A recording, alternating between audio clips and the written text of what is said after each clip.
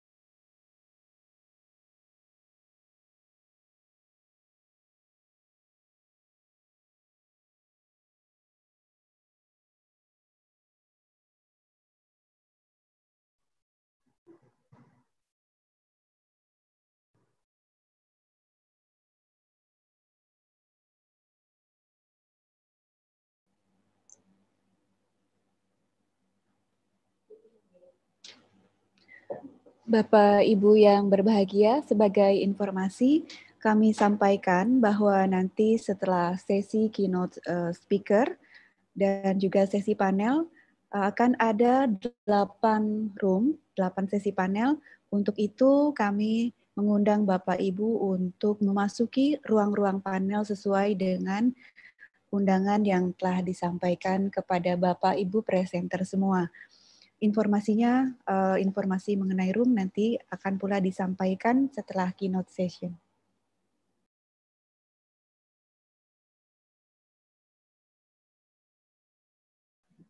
Terima kasih, Bu Sifa. Iya, terima kasih Pak Kusnarto.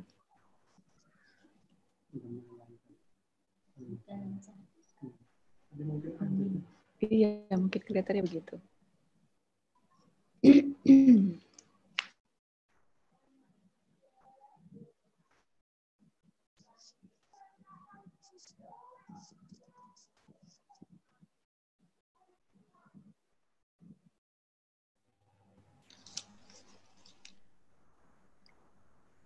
Ladies and gentlemen, participants of the meeting, may I have your attention, please?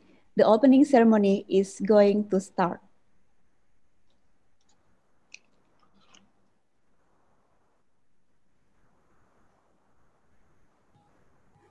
Honorable Rector of UPN Veteran Jawa Timur, Profesor Dr. Insinyur Ahmad Fauzi MMT, Honorable Head of Research and Community Service Institution, LPPM UPN Veteran Jawa Timur, Dr. Insinyur Yeni Wuryandari MP, Honorable Speakers, Reviewers, Presenters, and Participants.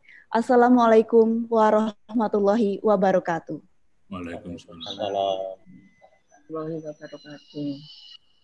Good morning, ladies and gentlemen. We are delighted to welcome you to the International Seminar of Research Month 2020, Research Synergy in Dealing Global Pandemic into Multidimensional Aspect for National Defenses, hosted in the City of Heroes, Surabaya.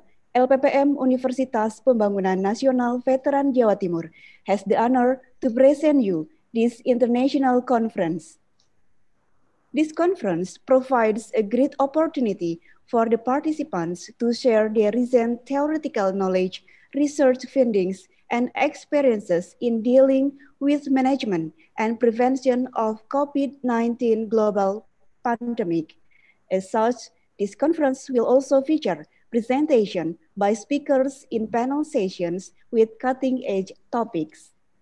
It is an honor to me to introduce and welcome the speakers for today, Lieutenant General TNI Doni Monardo, Chairman of Badan Nasional Penanggulangan Bencana or National Disaster Management Agency, that will be represented by Dr. Insinyur Udreh SEMSC, Director of Disaster Management System. Profesor Dr. Juwairah Arif Abdul Gadas, University Sultan Zainal Abidin Kuala Terengganu, Malaysia. Profesor Dr. Sifa Ramamurthy, PhD, FLS, FRSB, FRSC from VIT Fellow, India, Dr. Basuki Rahmat, SSIMT from UPN, Dr. Nasser, SPKK, D. Law, expert of Chief Task Force, Professor Giuseppe Grossi from Nord University.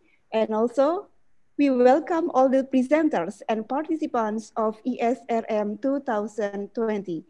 For a brief moment, we would like to invite you to rise and sing Indonesian anthem, Indonesia Raya.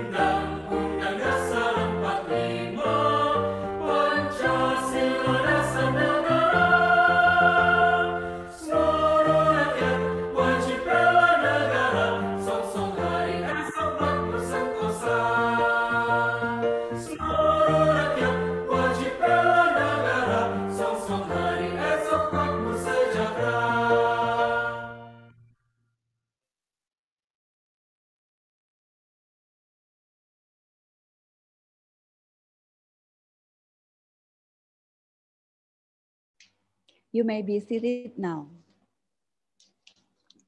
Excellencies, distinguished guests, participants, ladies and gentlemen, now we are going to listen to the committee chairman's speech delivered by Dr. Hervina Puspitosari, SHMH.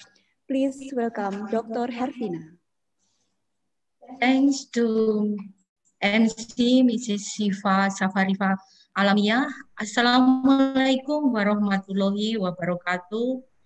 Good morning, best wishes for all of us.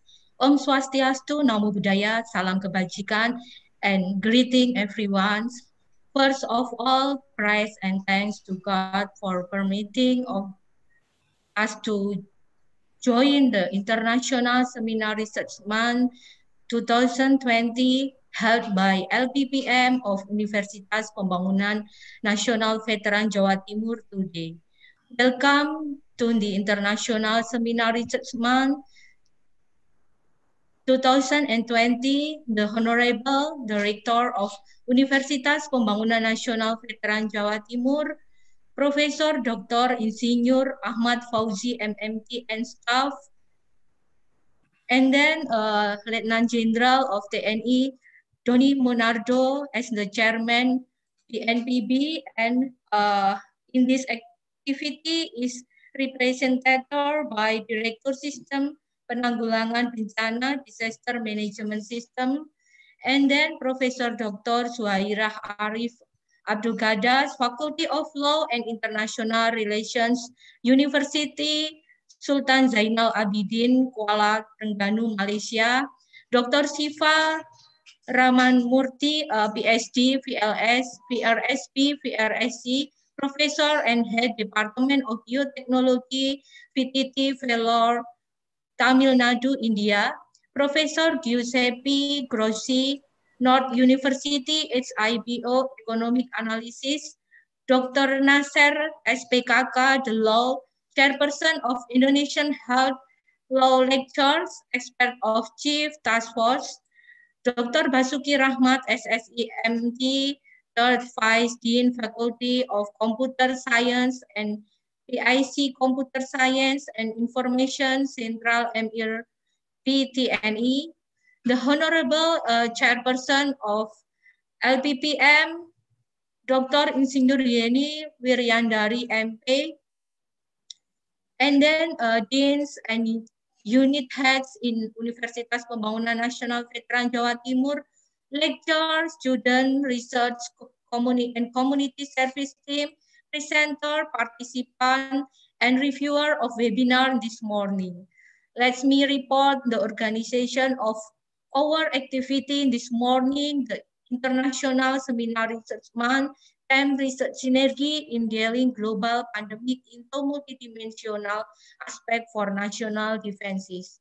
Webinar International Seminar of Research Month activity as synergy effort along with government, university, and international community to prevent the transmission of and mitigate the effect of COVID-19 and to share science and to disseminate the result of research and community service conducted by the research in UPN Veteran Jawa Timur and other university, scientific publication, media at international level to lecture research community service teams in the attempt of publishing the result of research and community service in a proceeding ISRM in order to provide information and knowledge as widely as possible related to recent studies and community service conducted by lecture, research, and devotees. The activity of international seminar, the research and development, and the community activity are expert to improve cooperation with research person and their institution and the state in order to advise the UPN Veteran Jawa Timur and nation and state, particularly in educational field, to guide networking between science community in developing research capacity, community service, and publication in both proceeding and international journal. Participant and presenter in this international seminar can interact sustainable during and after seminar process to establish scientific cooperation between lecture, research, community service team at international level. There are 172 articles and participants join in Zoom meeting and YouTube coming from research in UPN Veteran Jawa Timur, Universitas Brawijaya, Universitas Lamongan, Untak Surabaya, Universitas Surakarta, Islamic Study Academic, UTTM, Kelantan Bukit Ilmu, Untak Semarang, UTTM, and Faculty of Law and International Relations, Unisa, Malaysia. This seminar could be organized owing to many party help for that reason. In this occasion, I would express our graduate, the rector of Universitas Pembangunan Nasional Veteran Jawa Timur and staff chairperson of LPPM UPN Veteran Jawa Timur and staff and resource person participating in the seminar and everyone we cannot mention one by one. Great appreciation is also given to all members of community for working hard for this seminar activity. We realize that this organization of seminars still have science weekends in the term of event presentation, administrative service, and facilitation. We apologize for that. Finally, hopefully, all participants then can benefit greatly from this seminar. Thank you. Wassalamualaikum warahmatullahi wabarakatuh. Waalaikumsalam warahmatullahi wabarakatuh. Thank you, Dr. Hervina. Ladies and gentlemen,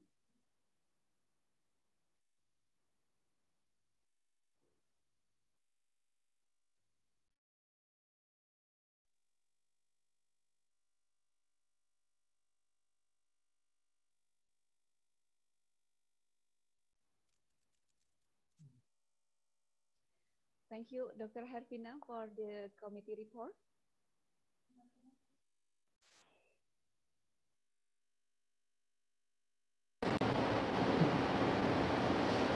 Yeah, thank you, Dr. Hervina, for the committee report.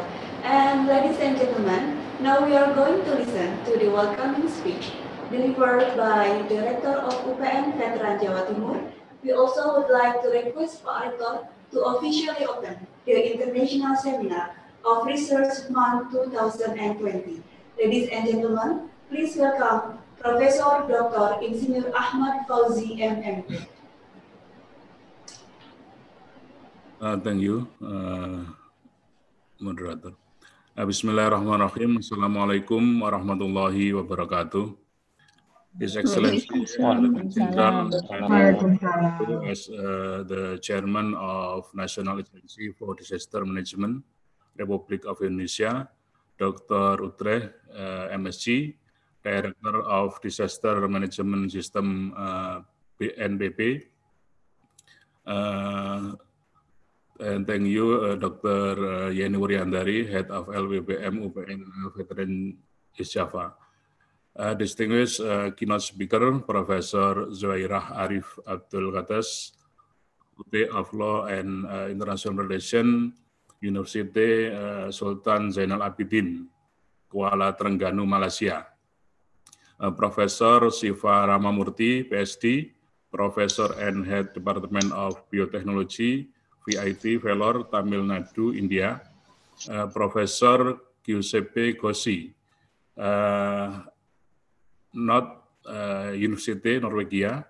Associate Professor Nasir, Chairperson of Indonesian Health Law Lecturer, and Associate Professor Basuki Rahmat in Faculty of Informatics Science, UPN Veteran East Java. And welcome all participants to this virtual space. Praise and gratitude to Allah Subhanahu wa Ta'ala for the help given so that we can take part in the 5 international seminar of Research Month 2020 with the theme of Research Synergy in Dealing Global Pandemic into multidimensional aspect or national defense. International seminar organized by LPPM, UPN Veteran Jawa Timur, as a synergetic effort between the government, universities, and the international communities to prevent transmission and mitigate the impact of COVID-19. Ladies and gentlemen, the COVID-19 pandemic destroyed all structure of life, social, culture, economic, political, and especially health and survival.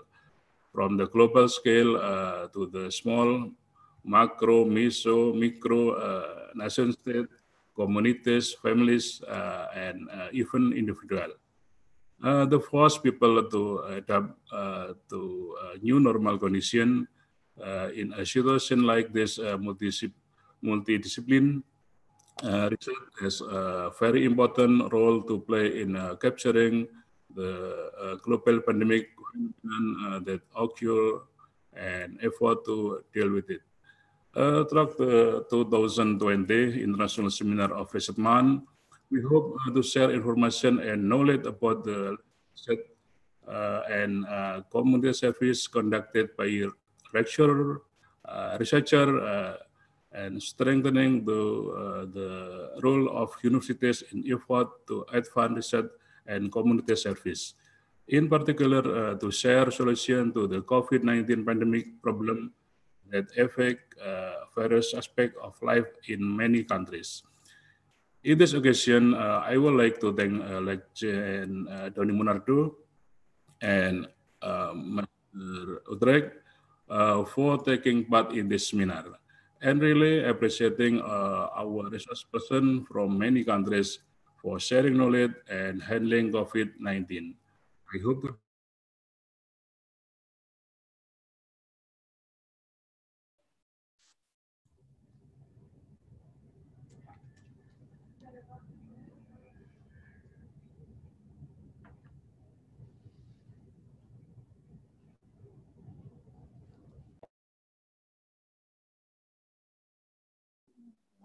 Pak Rektor, mohon maaf, audionya ke mute, Bapak.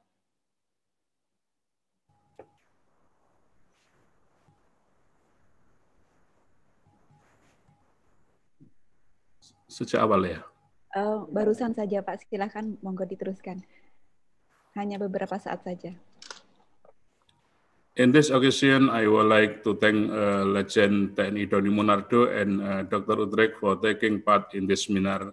And I really appreciating our resource person from many countries for sharing knowledge on handling COVID-19. I hope today's activities can be continuous in the form of scientific collaboration between lecturer and researcher at international level. Finally, I hope this today international seminar will run smoothly and successfully. And by saying Bismillahirrahmanirrahim, I hereby officially open the seminar today. Wassalamualaikum warahmatullahi wabarakatuh. Waalaikumsalam warahmatullahi wabarakatuh.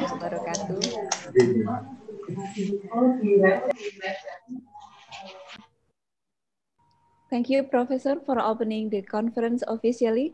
And now, ladies and gentlemen, we are now continuing our meeting to the next agenda, that is to listen the keynote speech from Lieutenant General TNI Doni Munardo, Chairman of Badan Nasional Penanggulangan Bencana or National Disaster Management Agency, BNPB, that will be delivered by Dr. Insinyur Utrecht, SAMSC, Director of Disaster Management System of BNPB. Bapak Dr. Insinyur Utrecht, kami silakan. Thank you very much. Assalamualaikum warahmatullahi wabarakatuh. Good morning. Waalaikumsalam warahmatullahi wabarakatuh.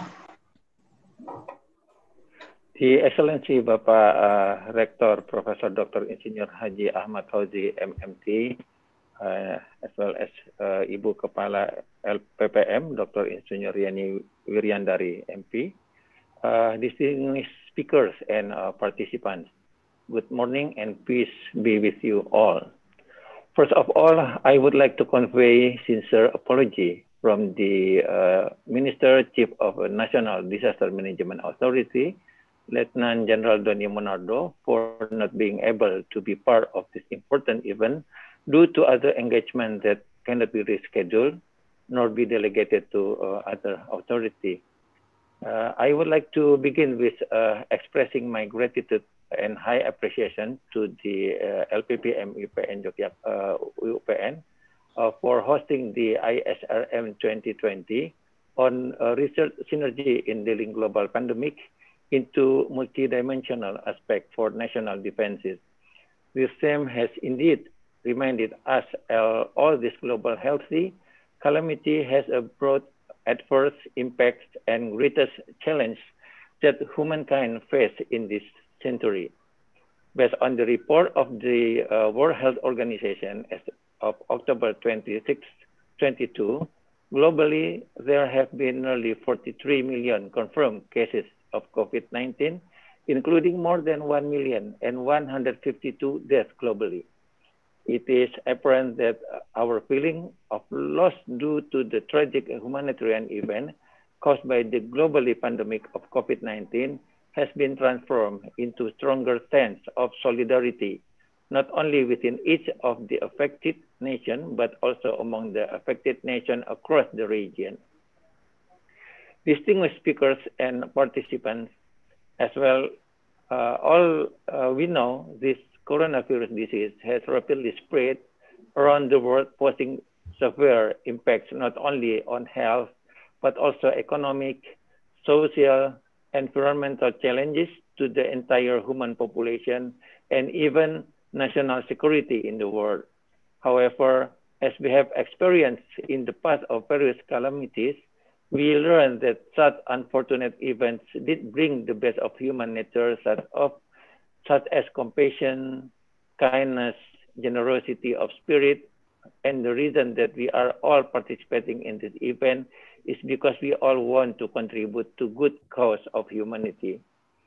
On this note, I would like to encourage us all to utilize the event to jointly identify research and various aspects that involves multidiscipline to enrich the existing ones and to bring the betterment of our future, not only to recover from the adverse impacts of this pandemic, but also to enhance our defense in facing global calamities in the future, not only nationally, but also globally. Let us develop joint plan for undertaking the required research so that the expertise of those involved can complement one another. The intricate challenges in various aspects that we currently face can only be overcome by joint effort and integrated manner globally. Respected colleagues, without further ado, I would like to wish all of you a very productive discussion, exchange of views and experiences, and I hope that this event will provide us with fresh perspective to guide our joint efforts in further supporting our overall resilience. Thank you very much.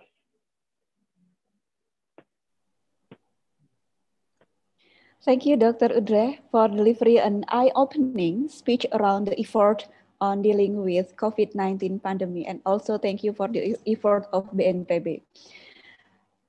Ladies and gentlemen, now we are coming to the panel sessions. Before we start, let me introduce the moderator of the sessions, Ms. Maria Indira Aryani, S. Hub-In, M. Hub-In. Ms. Maria is an editor-in-chief, Journal of International Relations. She holds her master's degree from Erlangga University, and she was granted awards SUSI USFP program from United States and also Taiwan Fellowships awardee.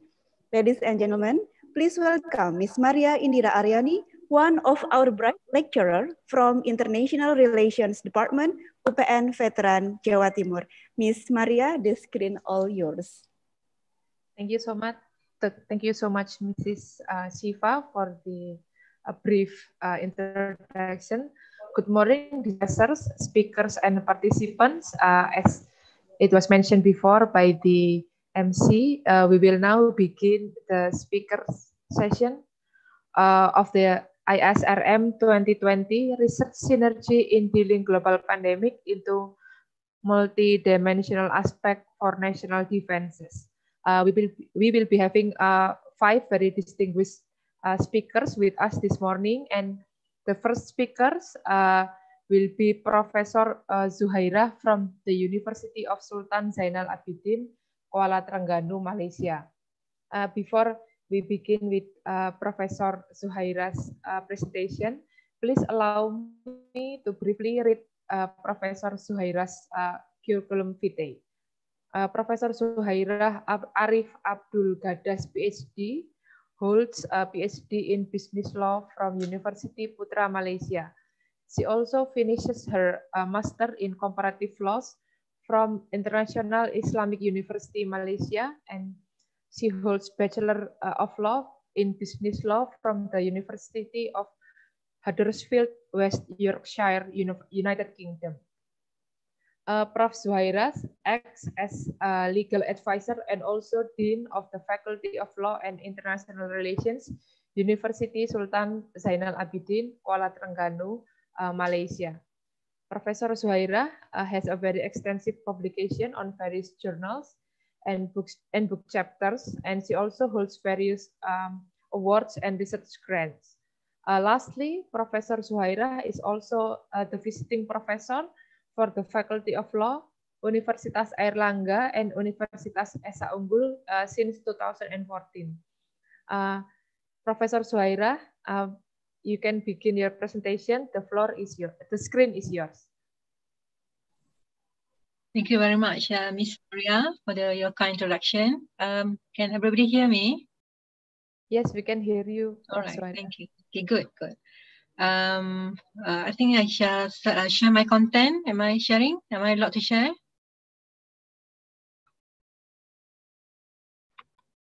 All right. Is it okay? Can everybody see my PowerPoint? Yeah. Yes. All right. Thank you. So I hope. First of all, I would like to. Assalamualaikum warahmatullahi wabarakatuh and a very good morning. So forgot to wish everybody a good day. Right. First of all, I would like to convey my appreciation to the Rector of UPN Veteran Jawa Timur, Professor Dr. Insinyur Ahmad Fauzi, and also the team of International Seminar of Research Month 2020 for inviting me to today's virtual conference. And I would also like to greet my respected speakers and also participants of today's conference. Right. Today I'll be sharing some Malaysian perspective relating to how Malaysia deals with global pandemic, in particular looking at how to improve the existing situation. And from my area of research, which is basically a business law, I'm actually proposing to share with all of you one of my research output relating to a proposal for a special business entity legal framework for social enterprise.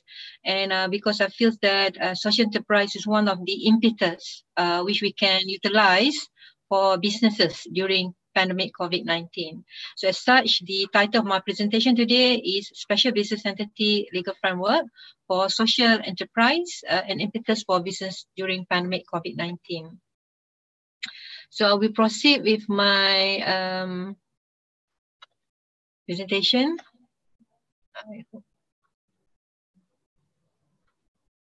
Right. So for introduction, just to highlight that the pandemic, the COVID-19 pandemic basically affects the world. And I think one of the, other than the big businesses, small businesses are badly affected.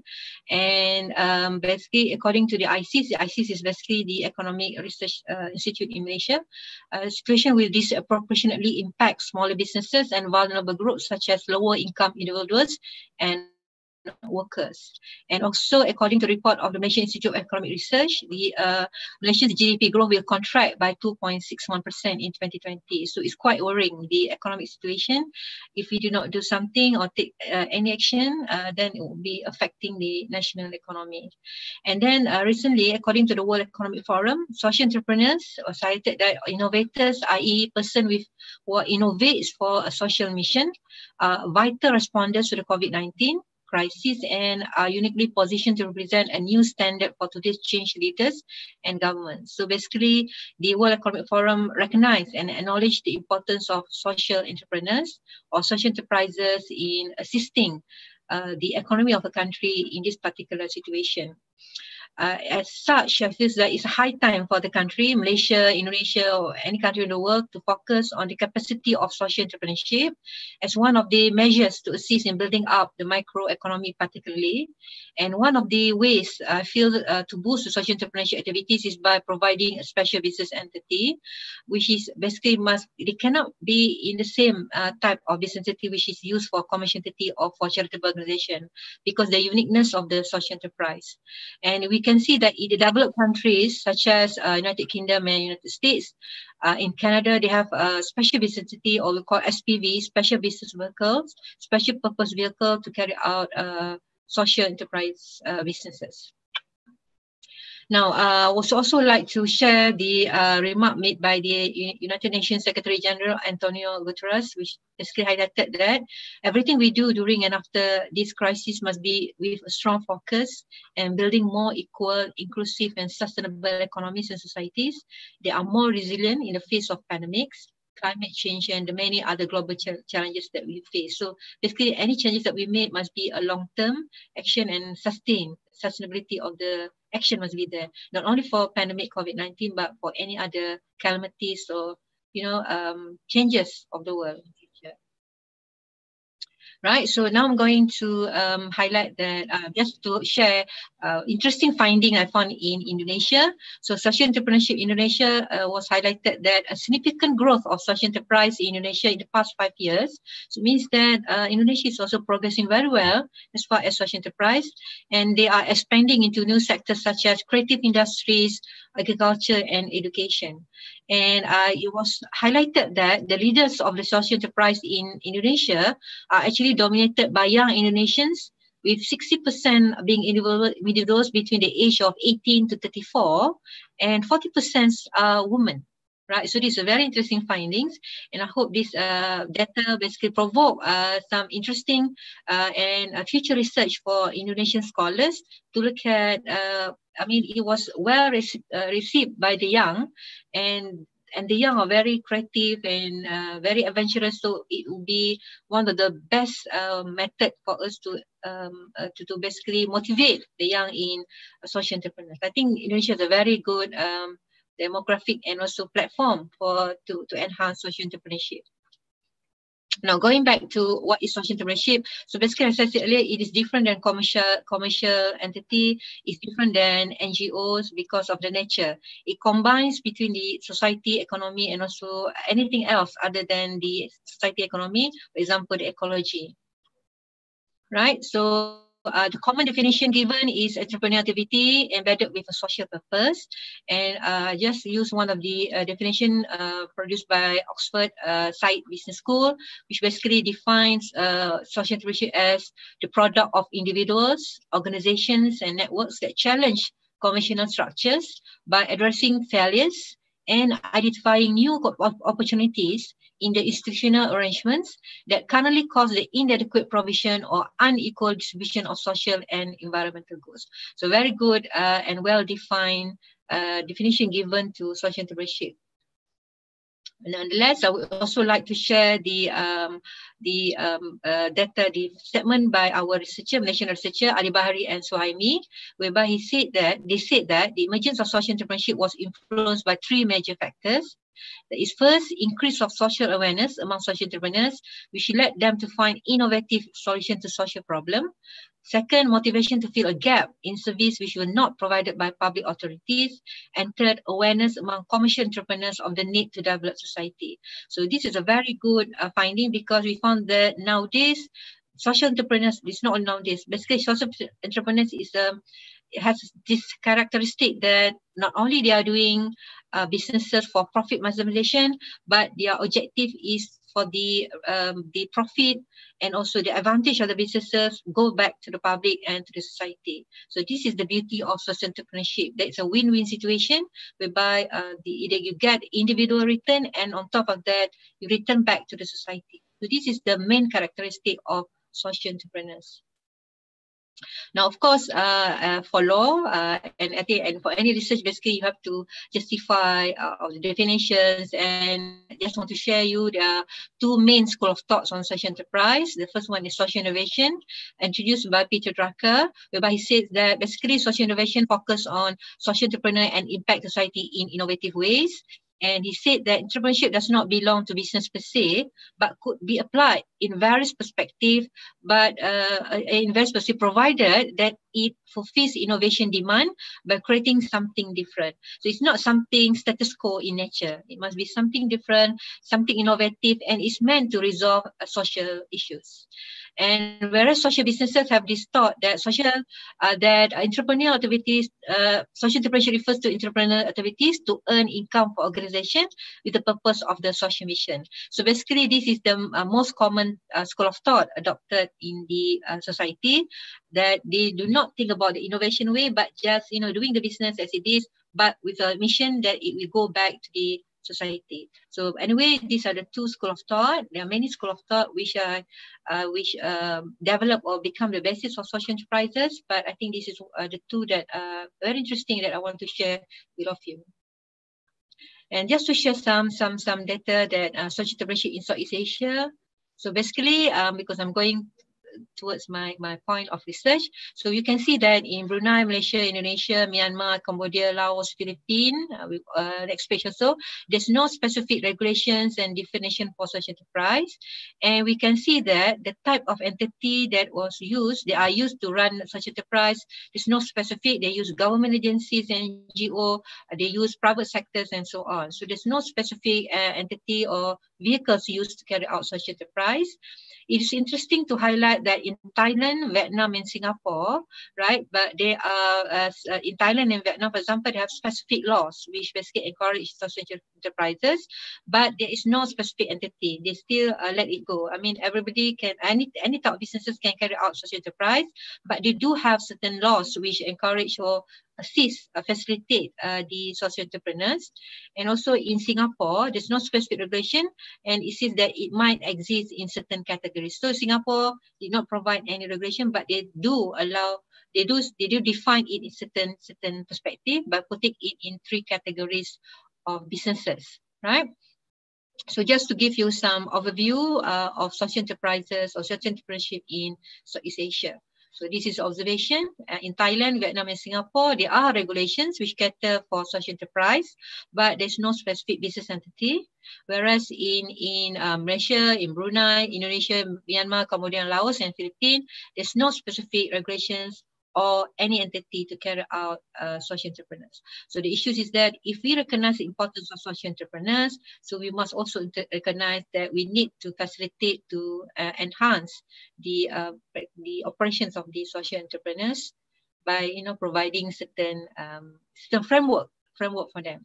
Now, just sharing the Malaysian perspective. So in Malaysia, basically we also do not have specific definition for social enterprise, but the Malaysia Social Enterprise Blueprint was produced for 2015-2018, was launched on focusing to build a mass or successful social enterprise that ensures sustainable long-term growth of the sector. Right, and in 2019, the Ministry of Entrepreneur Development announced social enterprise accreditation guidelines as a step forward towards recognizing and identifying the status, scope, and practice of social enterprise in Malaysia.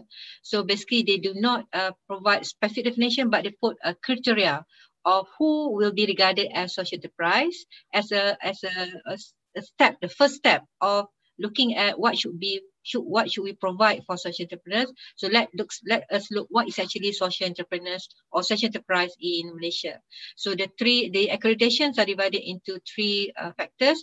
First, the purpose of the business or organization is to contribute towards social and environmental change. Second, it must be certain allocation of at least 51% profit for social objective. And third, the organization should have the capability to generate profit from commercial activities. So these are the 3 criteria. So it means that if you fulfill these 3 criteria, so basically the ministry is willing to provide some assistances in the form for social enterprises to this particular organization. So at least there's a step forward by the Malaysian government in 2019.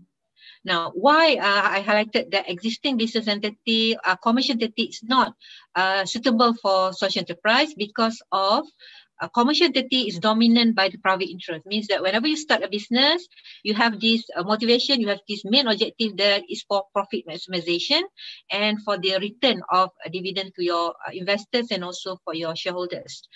But that is not what social enterprise is all about. Social entrepreneurs, when they set up businesses, of course, they have this objective to make profit, but one of their main objective is also that any profit that they get must be returned back to the society. So that's why we said that the existing commercial entity shall not be adequate or suitable for social enterprise businesses. And also sustainability of the entity, because if now basically the commercial entity depends on directors, depend on investors, and depend on the capital structure. But for social enterprise, it must go beyond that. So there must be certain framework which allows sustainability of the entity of the social enterprise, regardless whatever happened to the businesses. And also it must be a balance between profit motivation and social interest, which is not available in commercial entity at the moment.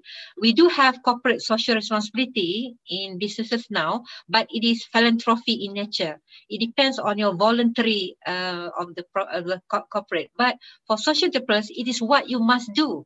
It's why you do business. Therefore, the commercial entity that we have now is not, as I said earlier, would be suitable for the social enterprises to carry out their objective, basically to balance the profit maximization and also for the social interest. And also finally, because of the nature of that money, and we generate income and we collect money from the people for the purpose of social, there must be a proper monitoring mechanism to ensure that profit made and any businesses carry out must be related to the public interest. So there must be a proper monitoring and mechanism monitoring system or mechanism for social enterprise. Now, so going back to the Malaysian perspective, so at the moment, we have 5 business entities which are now used by the social enterprises.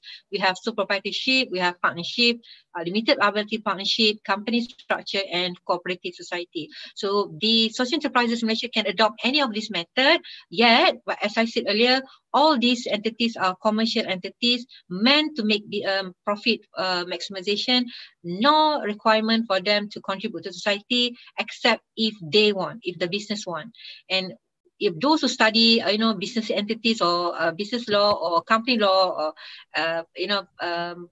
partnership law, understands that the nature of the business entity is that the capitalization, the aspect of the profit is very important, and there's nothing mentioned about the social return, except, as I said, it's very philanthropy in nature.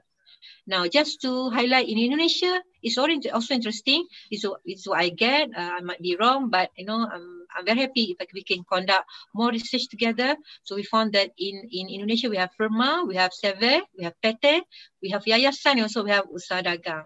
And I think again, because in Indonesia, as I found out, there's no specific entity for social enterprise. The same method used in Malaysia, that is the commercial entity are used to carry out social enterprise. As I said earlier, the expansion of social enterprise in Indonesia is very encouraging, very interesting, and at the moment, these are the entity they are using to carry out their social enterprises. Now, so why it is important to have a specific business entity? Just to share some of the researcher findings, it says that many social entrepreneurs believe that what we have now is outdated laws and inappropriate traditional business vehicles, which restrict the social entrepreneurs reconstruction of social plan, and therefore they demand a new law to provide better structure to suit their dual objectives. So this is a research conducted by Thomas Kelly in 2010, relating to perception of social entrepreneurs, relating to the business vehicles that they have at the moment. And also Baratman Reis in 2013 highlighted that it must be a legal form of social enterprise that should permit social entrepreneurs to declare and operate their hybrid organization in marketplace. Within this legal form, the government should set the standard and mechanism to enforce it. So I just want to share you that there was a lot of emphasis by researchers on social enterprise that we should have a specific special purpose vehicle for social enterprise, and it should not be the commercial entity or the charitable organization because of the nature different. Now, so these are among the factors which are used to base the research. So basically, for social entrepreneurs, the special purpose vehicle or the business entity must be able to generate revenue. Why? Why is it important to generate revenue? Because the social entrepreneurship must be financially sustainable, right? Because we do not want to apply the charitable organization method, whereby the charitable organization basically rely on donation or grants. This is not social enterprise. Social enterprise is very independent, financially sustainable, and therefore the SPV must be able to generate revenue. So that's one of the most important framework that must be in the SPV for social entrepreneurship. And then the mission must be focused on promotion of social humanitarian or environmental goals. So it means that on top of doing business, this is your mission. It's not 100% solely for profit maximization, but it is for the return of the social good.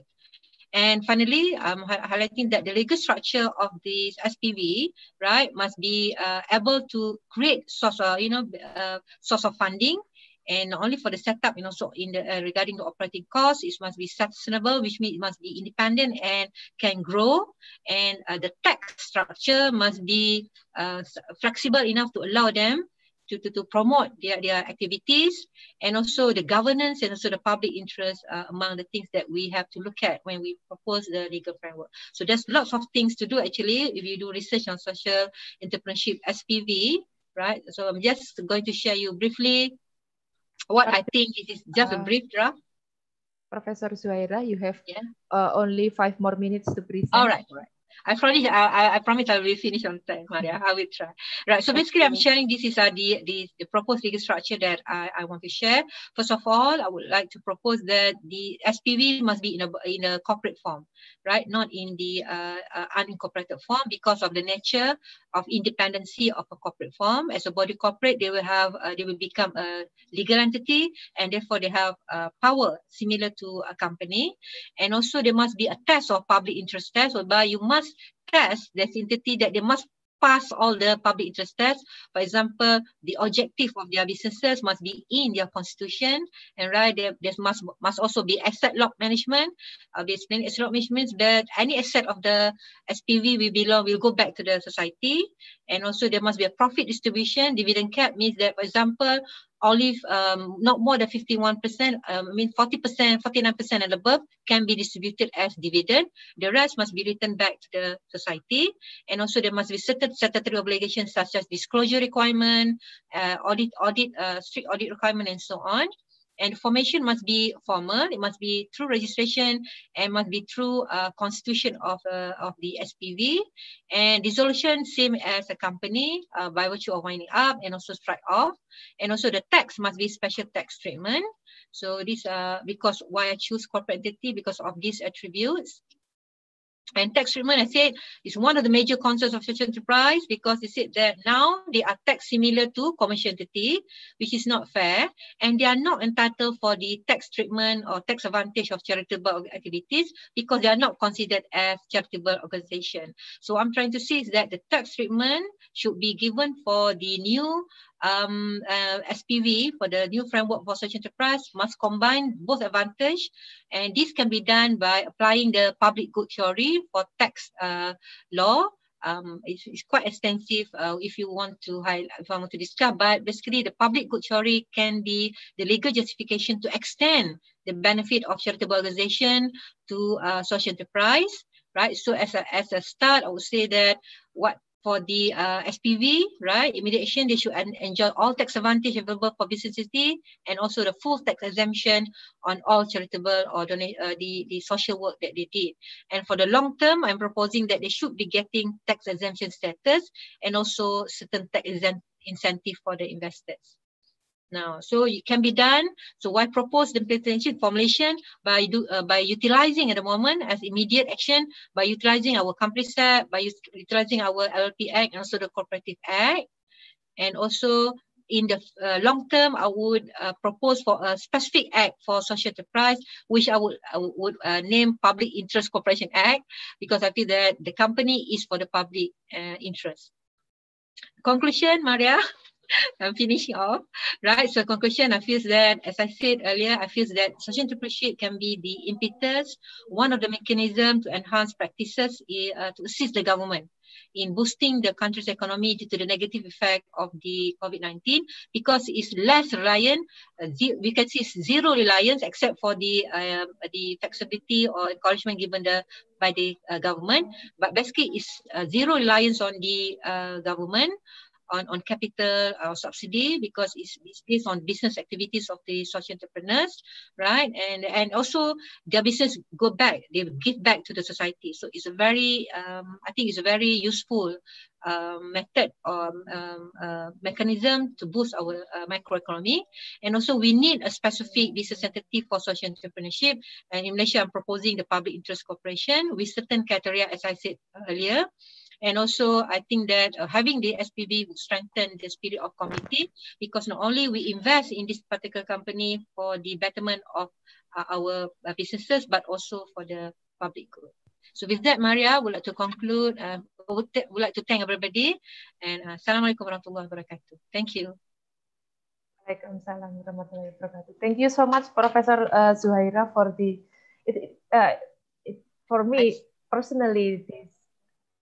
Your presentation is very interesting, because I think social entrepreneurship could be a step forward for us here in UPN Veteran Jawa Timur, because we already have courses on entrepreneurship, but not specifically on social entrepreneurship. And as you mentioned before, I think social entrepreneurship and social enterprises could give an added value to the social environmental change. I think this could be done also here in UPN Veteran Jawa Timur. Thank you, Professor Zuhaira. And before we move to our second speaker, please let me remind you that we will be having discussions and question and answer session after all of the 5 speakers is finished with their presentation.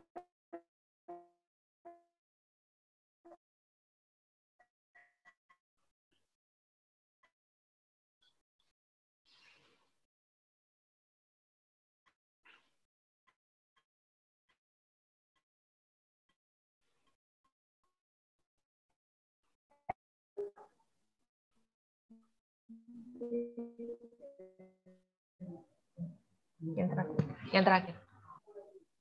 Okay. Let me remind you that every speaker is expected to present in 15 minutes only, and I apologize in advance for the speakers if I might interrupt you during your presentation to remind you of the time limit. And now we move on to the second speaker, Dr. Sifa Ramamurthy, PhD, FLS, FRSP, FRSC. Before we begin with Dr. Sifa's presentation, let me briefly read to you Dr. Sifa's curriculum vitae. Dr. Sifa Ramamurthy, PhD, FLS, FRSP, FRSC, holds a PhD in Plant Biotechnology from Bharati Dasan University, India, and he holds a master degree in Plant Science from Madurai Kamaraj University, India, where he also holds his bachelor degree in Plant Science. Dr. Sifa Ramamurthy is currently the professor and the head of Department of Biotechnology of Vellore Institute of Technology, Tamil Nadu, India. Dr. Sifa's research interests are molecular biology, plant pigments, biotechnology, and conservation biotechnology. Dr. Sifa also selected as an international partnership for Satoyama Initiative member in Tokyo, Japan in 2020, and he is also a fellow of Royal Society of Chemistry of the United Kingdom 2020 and the visiting professor of the CICY CONACYT Mexico in 2019. Dr. Sifa also is the recipient of the Silver Award of iGEM 2019 that was held in MIT, Boston, United States in 2019. Dr. Sifa also holds patents on tropical cream formulation with effective depigmentation and photoprotective property, including Brazilian and Santalin. And he also holds patent on a composition, a process of preparation and application thereof, and conservation biotechnology. So for Dr. Sifa, Are you ready with your presentation? Yeah, yes. Yes, Dr. Maria, I am available. Yes. Okay, Dr. Sifa, the screen is yours. Thank you.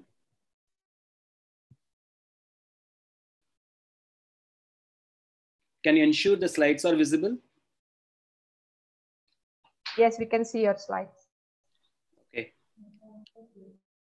So first of all, I thank the institute, the ISRM member, as well as the rector for giving me this opportunity.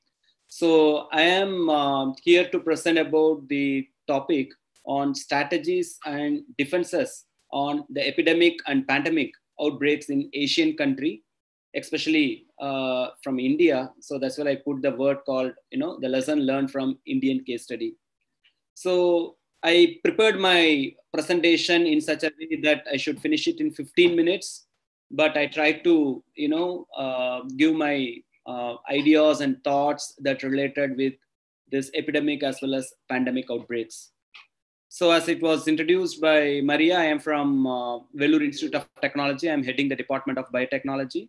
So my presentation for another 10 to 15 minutes will be on the paper that I have published in Frontiers in Plant Science, Frontiers in Medicine. So this is one of the good medical journal. In fact, very recently we published this year only in the month of July, we published about the COVID. So this is what I am going to discuss for another 10 to 15 minutes. So the 21st century, I mean, starting from 2000 to 2020. So this years, the last 2 decades, not only India, almost all Asian countries have been significantly prone to various endemic diseases. Especially country like India, where the population is very high. And there is a high chance that these kind of the endemic as well as pandemic disease will spread more than any other countries. We faced more than 10 outbreaks, such as severe acute respiratory syndrome called SARS. This is the first version of COVID. And now what we are having is a COVID-2, otherwise known as a COVID-19. Apart from that, we also faced Zika virus Zika virus disease caused by Zika virus, and Nipah virus, and chikungunya. Like that, there are a number of outbreaks. The major disease our Asian countries have faced, especially in the last 2 decades. Excuse me. Yeah.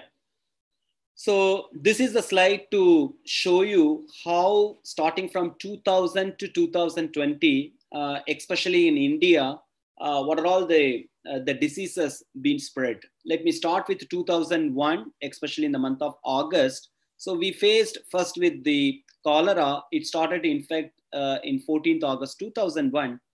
Followed by 2001, in 2002, we faced another major disease called plague. Then 2003 is a very, very important year with respect to medical science, because this is the year where the coronavirus were started. The severe acute respiratory syndrome, shortly known as SARS, which was spread to India during April and May 2003. I am going to show you how many people infected in subsequent slide. But in the same year, there is dengue virus was also spread during October and November. In 2005, we have faced another disease called meningococcal disease. I think biologist people might understand that this is a disease which is caused by Neisseria, a gram-negative bacteria, and which is also lethal, which can also cause huge damage, huge death. So that is another major disease. Then in the same year, there is one more called Japanese encephalitis. That is nothing but the infection of brain by certain mosquitoes, which act as a vector to cause this disease. Then in 2006, there is a avian influenza and chikungunya. So both were happened in 2006. In 2007, there is the entire world, especially in Asian countries, they faced a major threat called Zika virus. And 2018, it is a Nipah virus. And the end of 2019 till now, what all of us throughout the globe facing called COVID, okay, COVID-19. So the reason for showing you this slide is, it is quite evident that the last 20 years, almost all Asian countries facing one or other disease. Please understand that when the evolution started, the human being one or other way tried to protect themselves, and they know how to come out of this disease. Maybe it's a time-taking process, but nevertheless, it is also one way it is needed so as to equip ourselves to come out of this disease. We believe that we can also come out from this COVID. So just I want to emphasize here about the SARS, because as I mentioned, severe acute respiratory syndrome of coronavirus, which was already started in 2003 and 2004. But that time, the death rate was not high. In fact, if you see from this slide, there were only 800 people died throughout the world. And fortunately, in India, we do not have much cases. Whereas at the end of the current decade, let's say like a 2020, there is a novel species, a novel muted strain that is known as a severe acute respiratory syndrome coronavirus 2. That is what now we are calling as COVID-19, but it is also known as SARS-CoV-2. Okay, that is a severe acute respiratory syndrome coronavirus 2. The first one is in 2003 and 2004, which infected. And the second one, SARS-CoV-2, coronavirus 2, is a further developed or mutated version of the same viruses, which is known to infect, and that considered to be a very, very pandemic and threatening to the humankind. Unfortunately, the SARS-CoV, the coronavirus, the first one, which happened in 2003 or 2002, which was not really spread in India, as per the World Health Organization, EPR, that is the Epidemic and Pandemic Alert and Responses Report, there are only 3 cases were reported in July 2003. And that 3 cases also from the hospitals, not from the public. It's not from the social group. Rather, it is actually in the hospitals. I am clearly mentioning those hospitals. One is Infectious Disease Hospital in Kolkata, that is the western part of India. The another one is the place from where I am presenting now, that is a Christian Medical College and Hospital, Vellore. In Vellore, we have CMC Hospital or Christian Medical College Hospital.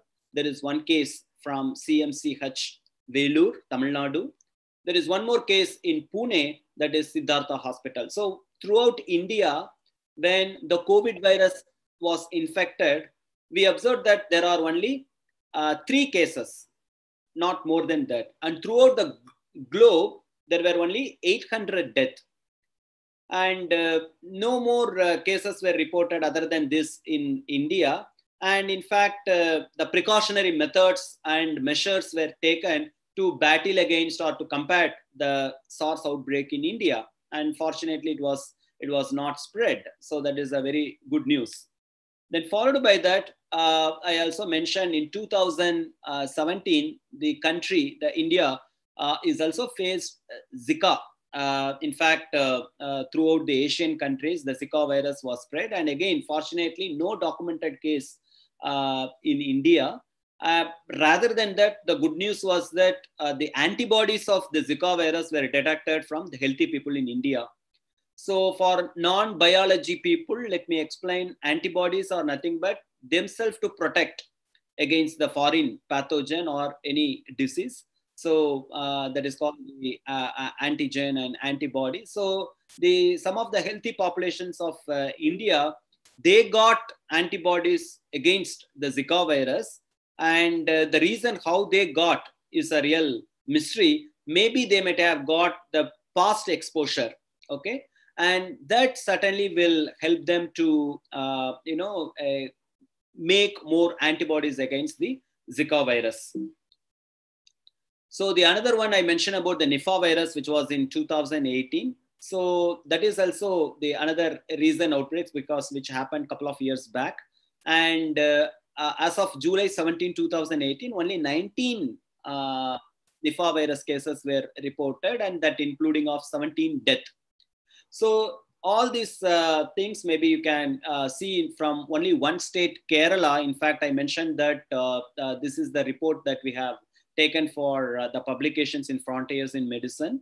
So if you see a state, Kerala, one state of India, so this is the cases as well as the death.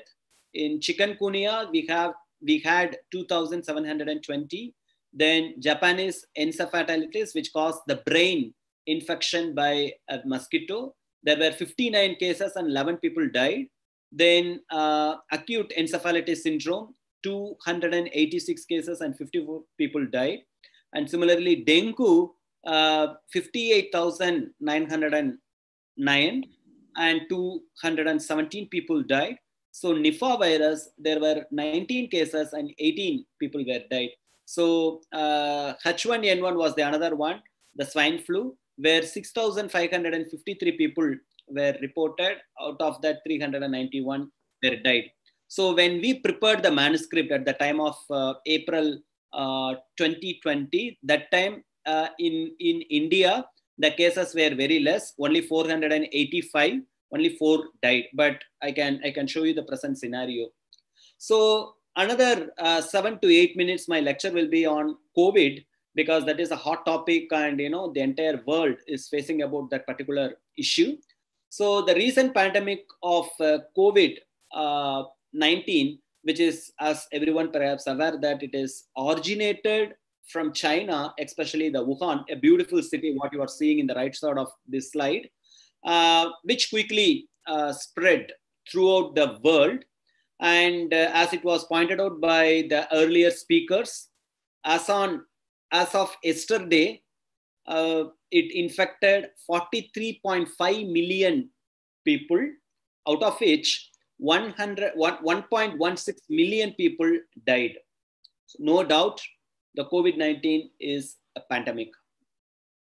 Let me also share some of the information about SARS as well as COVID. SARS, I was already mentioning, this is also coronavirus, a severe acute respiratory syndrome, which infected Asian country during 2002-2003. And in COVID, which is infected from 2019 to till date. So let me compare both so that we'll get more idea about how SARS as well as SARS-2 or the COVID-19 is showing the variation. So a very preliminary key symptoms with respect to SARS is that it is a fever, respiratory symptoms, cough, and so on. Whereas in the case of COVID-19, it is again the same symptom. The most important is what I call shortness of breath. The people will face more respiratory issue. They can't breathe properly like a normal people, and their lungs will also get infection. And the first exposure of SARS was in November 2002, whereas this exposure was in December 2019. Again, both the SARS as well as COVID was detected from China. So the first one is Guangdong province of China, whereas the second one, the COVID-19, is from Wuhan. Then global cases, throughout the globe, there were only 8,098 cases with respect to SARS, severe acute respiratory syndrome, whereas the COVID, as of yesterday, it is 43,521,370 people were affected. Then SARS affected only 26 countries, but COVID, it is 215 countries were infected. And death with respect to SARS, out of 8,098, only 774 people died. Whereas here, it is 1.16 million people died as of yesterday. So what is the age group it is specific with, if you ask me? The patients with 60 or above will have more 55% of mortality death rate with respect to SARS. But COVID, it is not a bother about the age. People of all ages may get infection or the disease. But for the older people, the people with having some health issues like asthma or diabetics or heart disease, or those people will be appears to be more vulnerable. Then treatment, in fact, SARS, no effective treatment or cure, but antiviral and steroid showed a promising results for few patients. But COVID, the entire world is facing a problem because there is no effective treatment or cure. And in fact, generally they give some kind of antiviral drugs and pain reliever so that the patients can get rid of those pain. And few antibiotics and antivirals administered in drug repurposing way to help the recovery. The vaccine, with respect to SARS, the vaccine were ready, but by the time when they have discovered the vaccine, almost the SARS was disappeared naturally. It was too late. But as of today, in fact, the COVID, we do not have a vaccine. Then it's end of pandemic, it over by July 2003 SARS, whereas the COVID-19 is active still. So this is the differences between the COVID-19 as well as the SARS. Now this is the major countries which is affected, and the first three is the major countries. Just I'm also showing the status of the Indonesia. So the United States is dominating, and there were almost 8.8 million people were infected with the COVID, and out of the 230,000 people were died. And India is the second dominant, and in fact where we have 7.9 million people infected with COVID, and the death rate is 1.19. Brazil is the third one, which is 5.3 million people having this disease, and the death rate is also high. It is 1.5 million. And fortunately, in Indonesia, the cases are less, both the infected as well as the death rate. So if you see, it is only 3,85,980 people only infected, and only 13,299 were died. It is as of yesterday, as of 26th of October. The most important thing what I would like to emphasize here is, this is the column where I hope we should see the recovered rate. If you see, the Indian population is quite good to get rid of this disease. The reason I'm going to show you why. And also the death rate, if you see, with respect to the total number of infection and the death, you see, like in the case of USA, 8.8 million people were infected and 2.3 were died. But the same ratio is not happening with the Indian population. So what makes them to survive in a better way, or how the Indian population is getting response towards the COVID, is a big question to discover and to investigate. So there are so many strategies throughout the globe people have done. And what are the impact of the COVID-19, if you have mentioned? It was very, very clearly pointed out. My previous speaker from Malaysia, she clearly mentioned about the social impact, correct? The economic cost really goes down, and because there are so many countries have lockdown. As of report, there are 82 countries, they have lockdown. So once it's locked down, there is no, a kind of a trade or a business.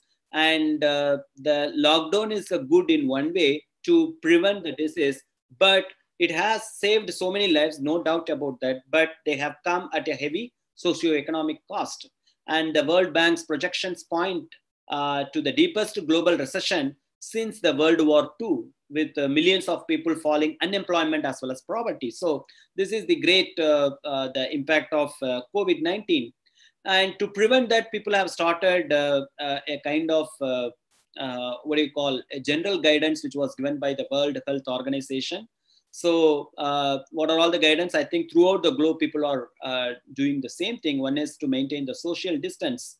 And the another one is, they are suggesting us to wash frequently our hand with the soaps and water, at least for 20 seconds, so that the virus can, can wash it out.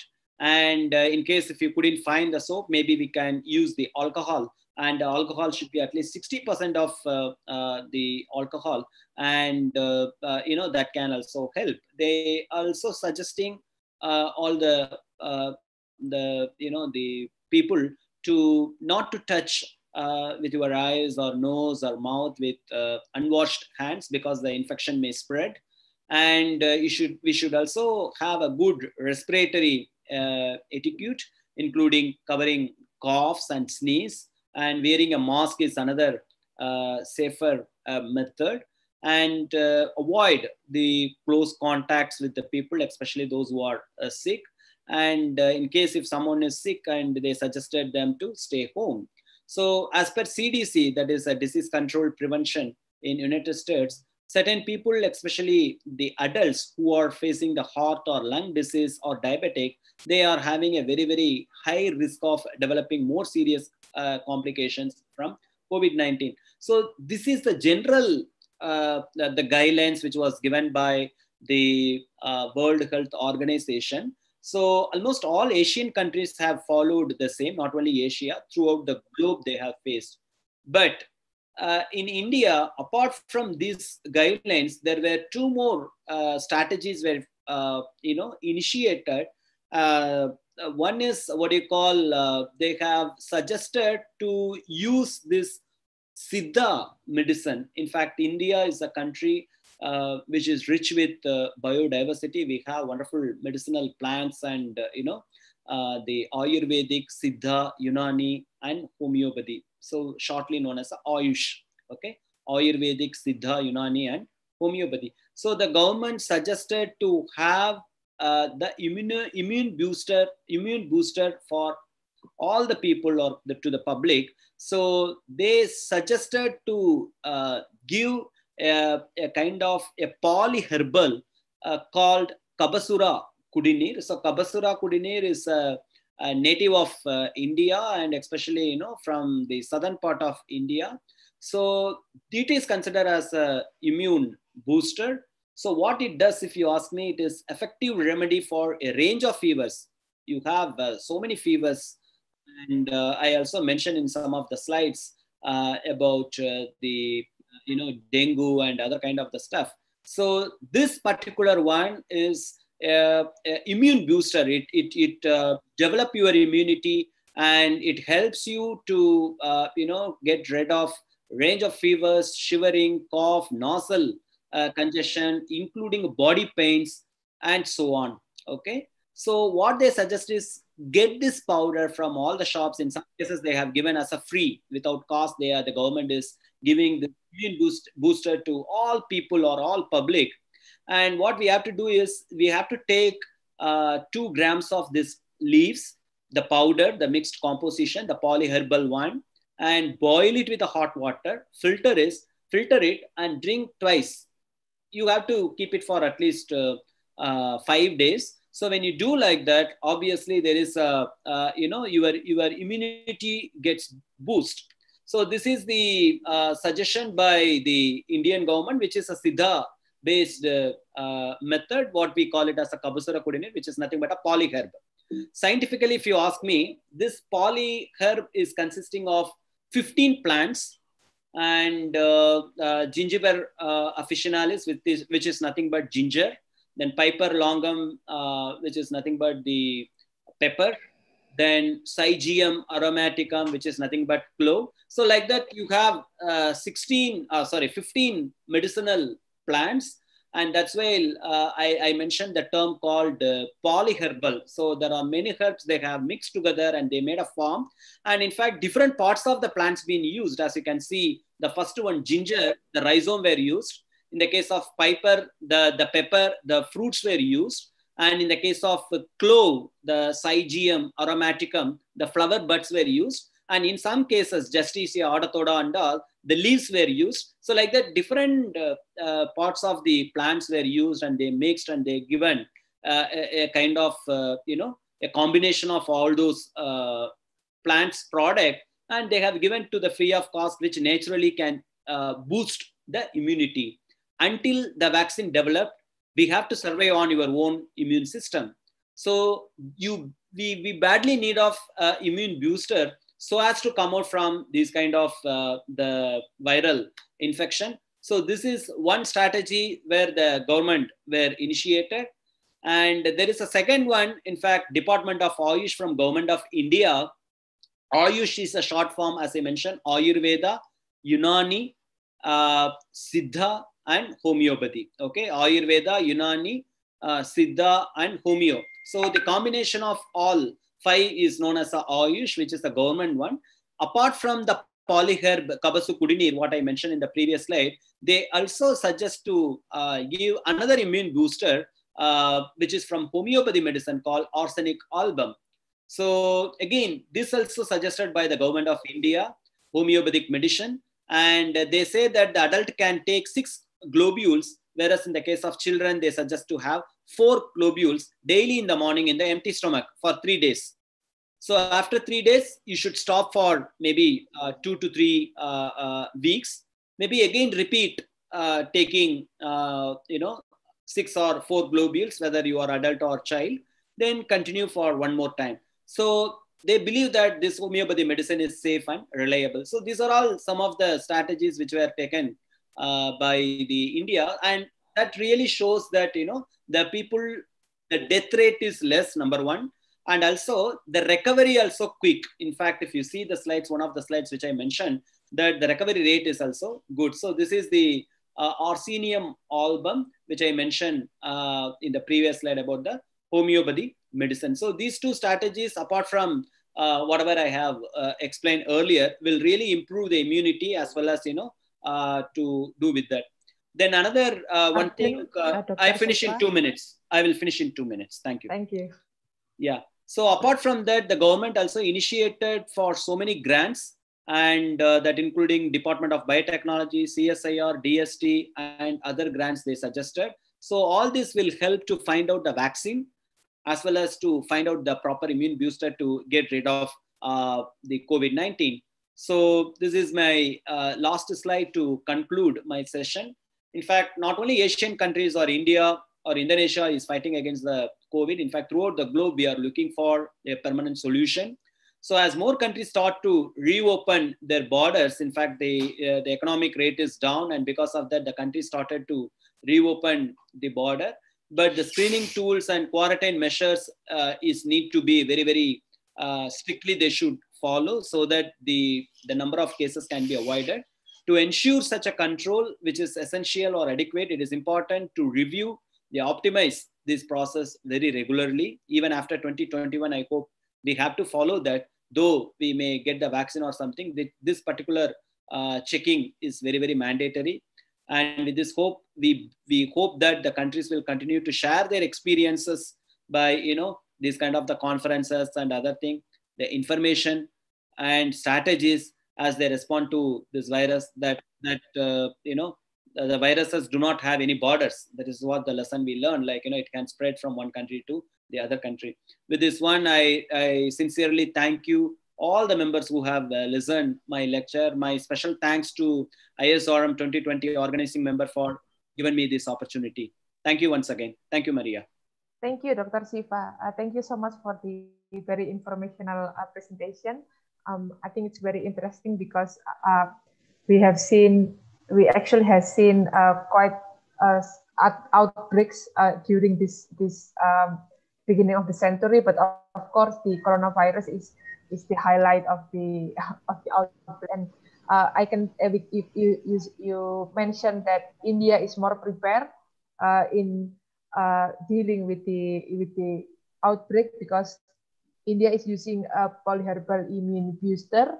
I think we are in badly need of those alternative, I think, medicine until the vaccine is discovered. And you also mentioned that those immune booster that is used in India also quickens the recovery of the patients. And I think it's very important until we find the vaccine. Thank you so much, Dr. Sifa. Moving on to our next speakers, we will be having Dr. Basuki Rahmat, SSI MT, as our third speaker. Before we begin with Dr. Basuki presentation, I will read you his brief curriculum vitae. Dr. Basuki Rahmat, SSIMT, is the Vice Dean of the Faculty of Computer Science of UPN Veteran Jawa Timur. He is also the BIC Cluster of Computer Science and Information Center of Majelis Rektor Perguruan Tinggi Negeri Indonesia. He is also the International Credit Transfer Program Coordinator of UPN Veteran Jawa Timur, and he is also the Chairman of the Center for Information and Communication Technology Studies of UPN Veteran Jawa Timur. Dr. Basuki Rahmat is also a programmer, is also a member of ASIOT, IAENG, and IEEE member, and he is also the founder of IoT.net, and also he is a lecturer and researcher at UPN Veteran Jawa Timur. Dr. Basuki Rahmat also has several research interests and research groups. Among them are IoT Research Group, AI Research Group, Drones and Robotics, and also Fish-Care Lab. You can see his publication. He has a very extensive publications. You can see them on his Google Scholar page and also his Sinta Ristek Brain page. Dr. Basuki, are you ready with your presentation? Okay. Yeah, Thank you, Dr. Basuki. You have 15 minutes and the screen is now yours. Okay.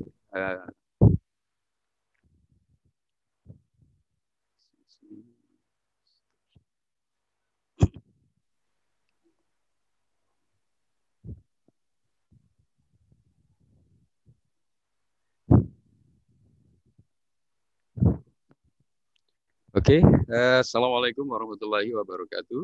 Waalaikumsalam warahmatullahi wabarakatuh. Excellency, Bapak Rektor UPN Veteran Jawa Timur, and all leaders, distinguished head of LPBM, and all speakers and all participants. Okay, I would like to introduce IoT.net as one of IoT cloud. Yeah, IoT cloud in Indonesia, newcomer in Indonesia, especially. Excuse me. It's key.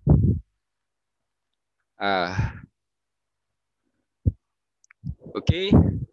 The agenda is, I think, is about what is IoT itself. IoT is Internet of Things, architecture and system, and IoT cloud-based research maybe more popular. Today is, for example, IoT cloud like ThinkSpeak, Cloud MQTT, and I introduce newcomer IoT.net. Yeah. Okay, and then case study to test the reliability for this IoT cloud or broker web. Somebody talk broker web, yeah, for IoT cloud, Internet of Things cloud.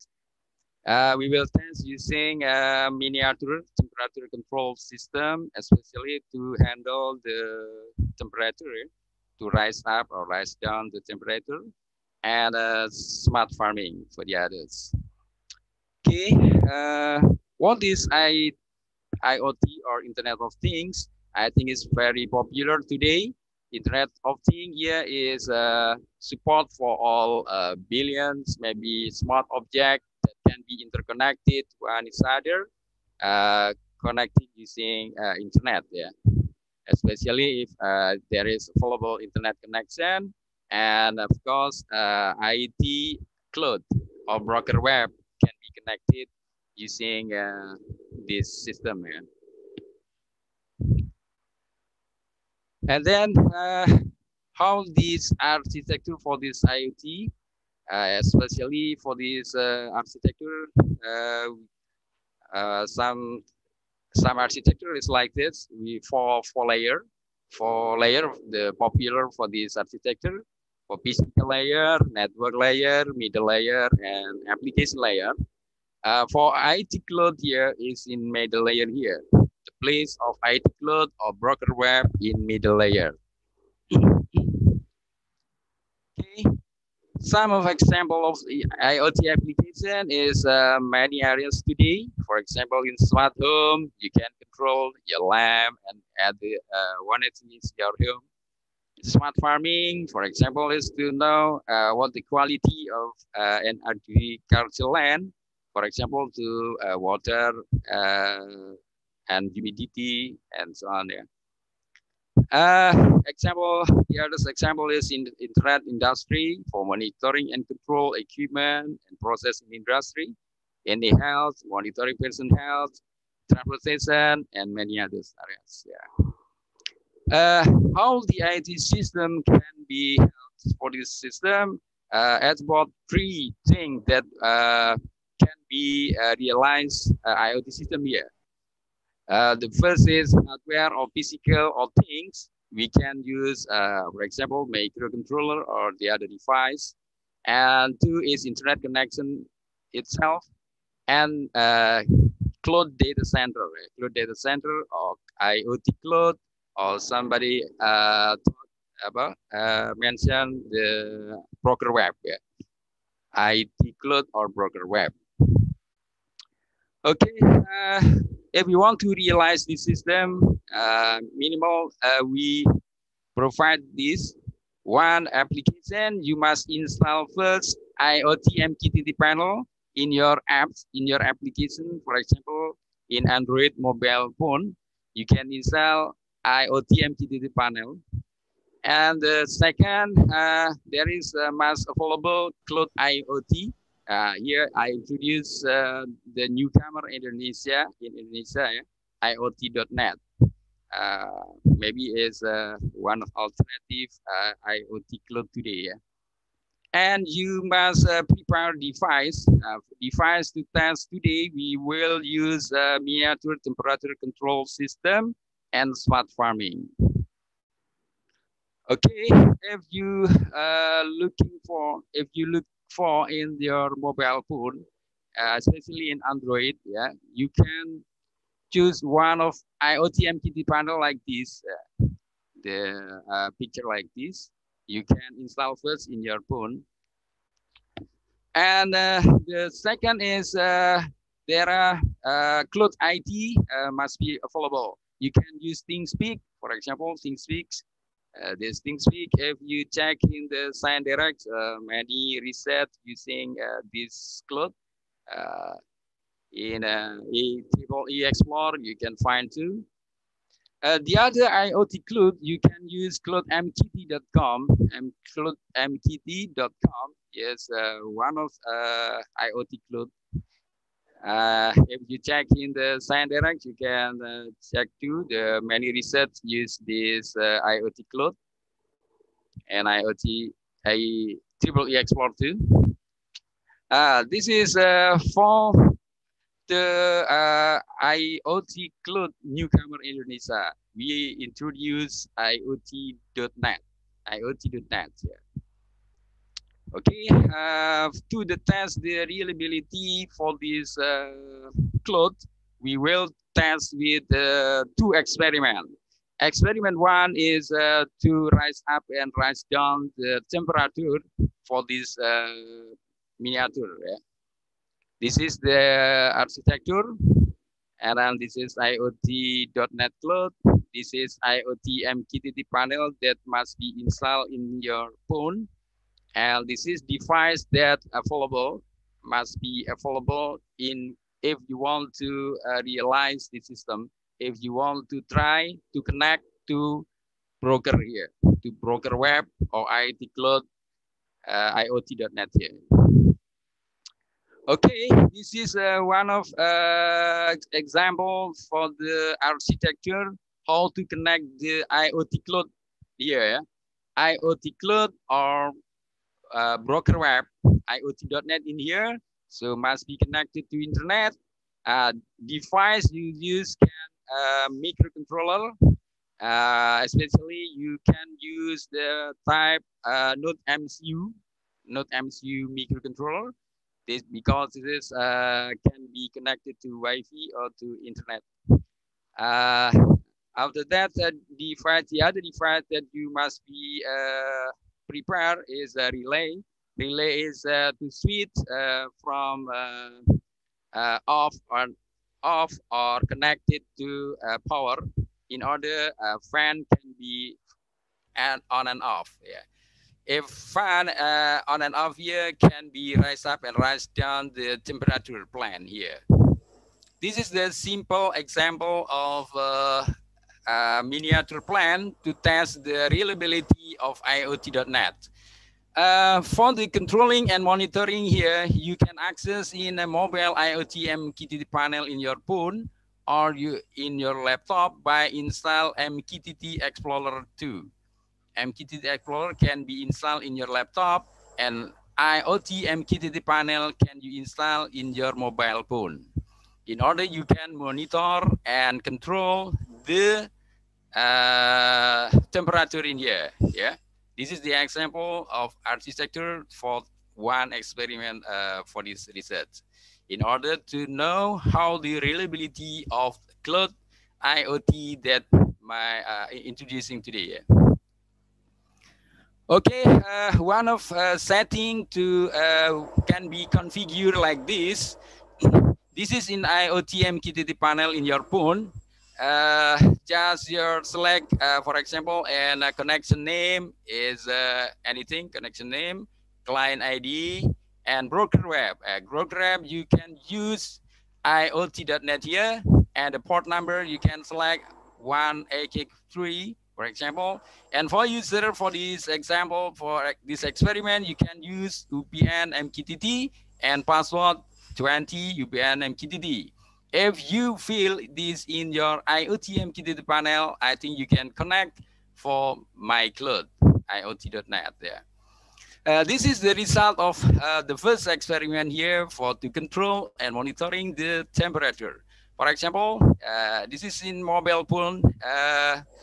The temperature is rise down because you turn on the fan. If we turn on the fan from mobile phone, we can check, we can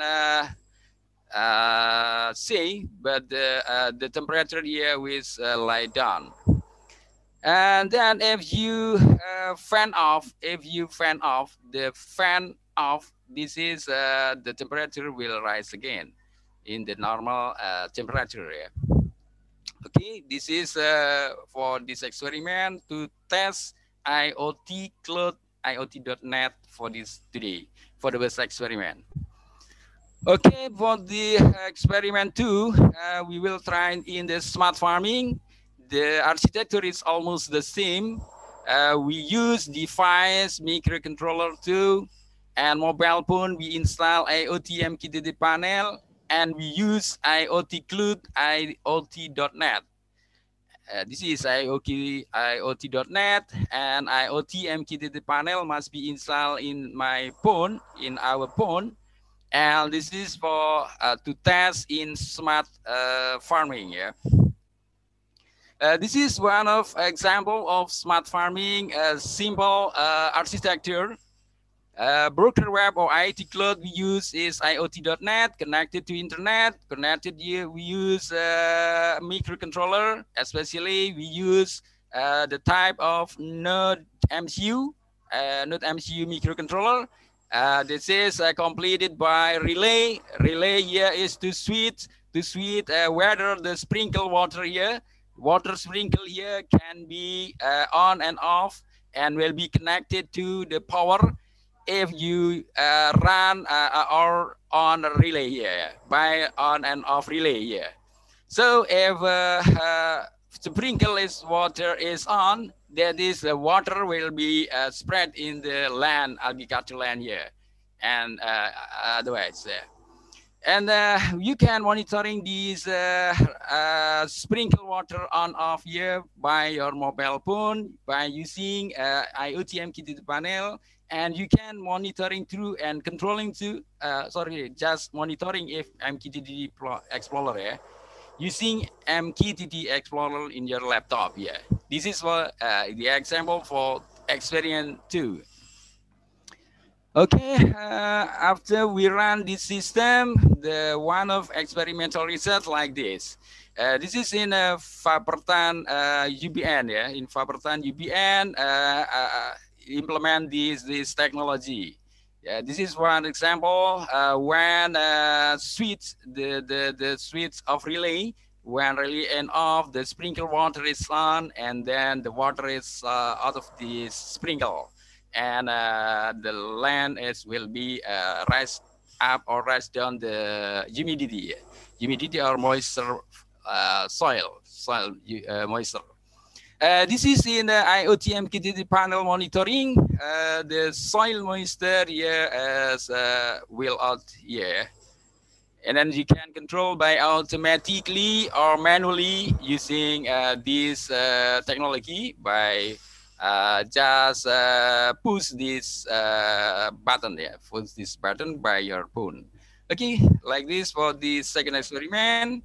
So the conclusion for this experiment here for the two architecture to test the IoT.NET that we have. I think IoT.NET that we have, especially to control the temperature and control the smart farming, the IoT MQTT panel, IoT cloud or broker web is running well. Okay, I think like this. Thank you very much. Assalamualaikum warahmatullahi wabarakatuh. Waalaikumsalam. Thank you so much, Dr. Basuki, for the very informative presentation. As you mentioned before, Internet of Things is the use of Internet of Things is very timely right now, as we are entering the Industrial Revolution 4.0, and especially during this time of pandemic, where we are practicing physical distancing. I think IoT can be proven very useful, as we can use it for various uses. As you mentioned before, we can use it in the smart home system, in the smart farming system, in the internet industry, in the health system, and also in the transportation system. Thank you so much, Dr. Basuki, once again. And right now, we are moving on to our fourth speaker. We welcome Dr. Nasser SPKK de Law, as the chairperson of Indonesian Health Law Lecturers and also the expert of chief of the task force. Dr. Nasser, are you ready with your presentation?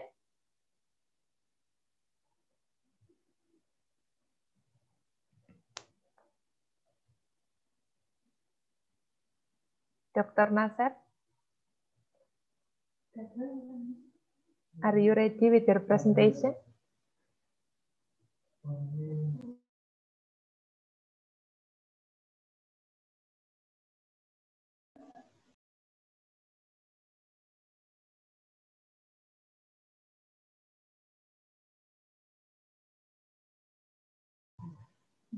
Okay, while we are waiting for our fourth speaker, I would like to remind you that after all the speakers finishes their presentation, we will be moving to our discussion session.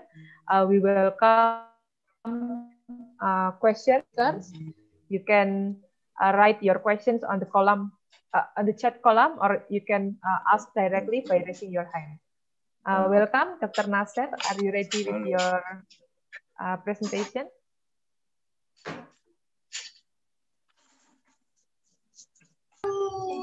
Kak, ambilkan HP-nya, Kak. Mama ngajar pakai ini. Oke.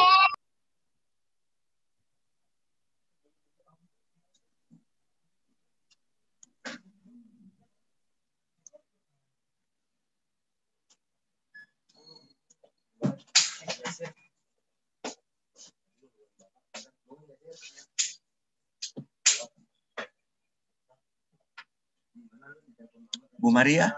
Ya. Bu Maria? Ya. Apa sudah waktu saya bicara, Bu Maria? Ya, sudah, Dokter. Ya, time for me? Yes, okay. It's time for you. The screen is yours. Oh, okay, thank you. Okay, ladies and gentlemen, I would like to present to you today about the COVID pandemic. But I already saw the participant 175, but just only 3 or 4 people in foreigner. I think it's better if I talk to you by Indonesian language, bahasa, because most participants in Indonesia. But I think my presentation in English also. Okay, please, Bu Maria, please, the first slide.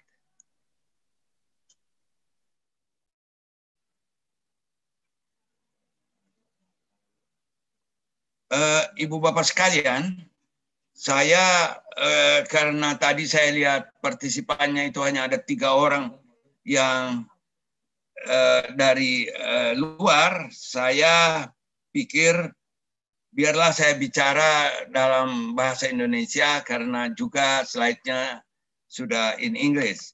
Ibu Bapak sekalian, kita bicara waktunya agak sempit, jadi kita segerakan. Ya, saya ingin bicara mengenai tanggung jawab pemerintah dalam penanganan pandemi COVID-19 dengan fokus khusus dengan melihat keselamatan tenaga kesehatan. Ibu Bapak sekalian, sampai hari ini sudah 143 orang dokter yang meninggal, 123 orang perawat, dan 11 orang dokter gigi yang meninggal. Jadi jumlahnya cukup besar dibandingkan dengan misalnya di negara-negara sahabat atau negara-negara lain. Slide, please.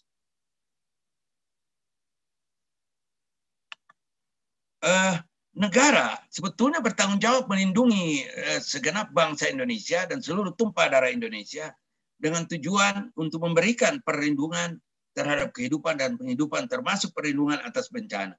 Di dalam Undang-Undang Nomor 24 Tahun 2007, Bapak sekalian, ada yang disebut dengan bencana non alam. Itu bencana non alam itu adalah bencana yang bukan bencana seperti yang kita tahu, bencana biasa, tetapi adalah sebuah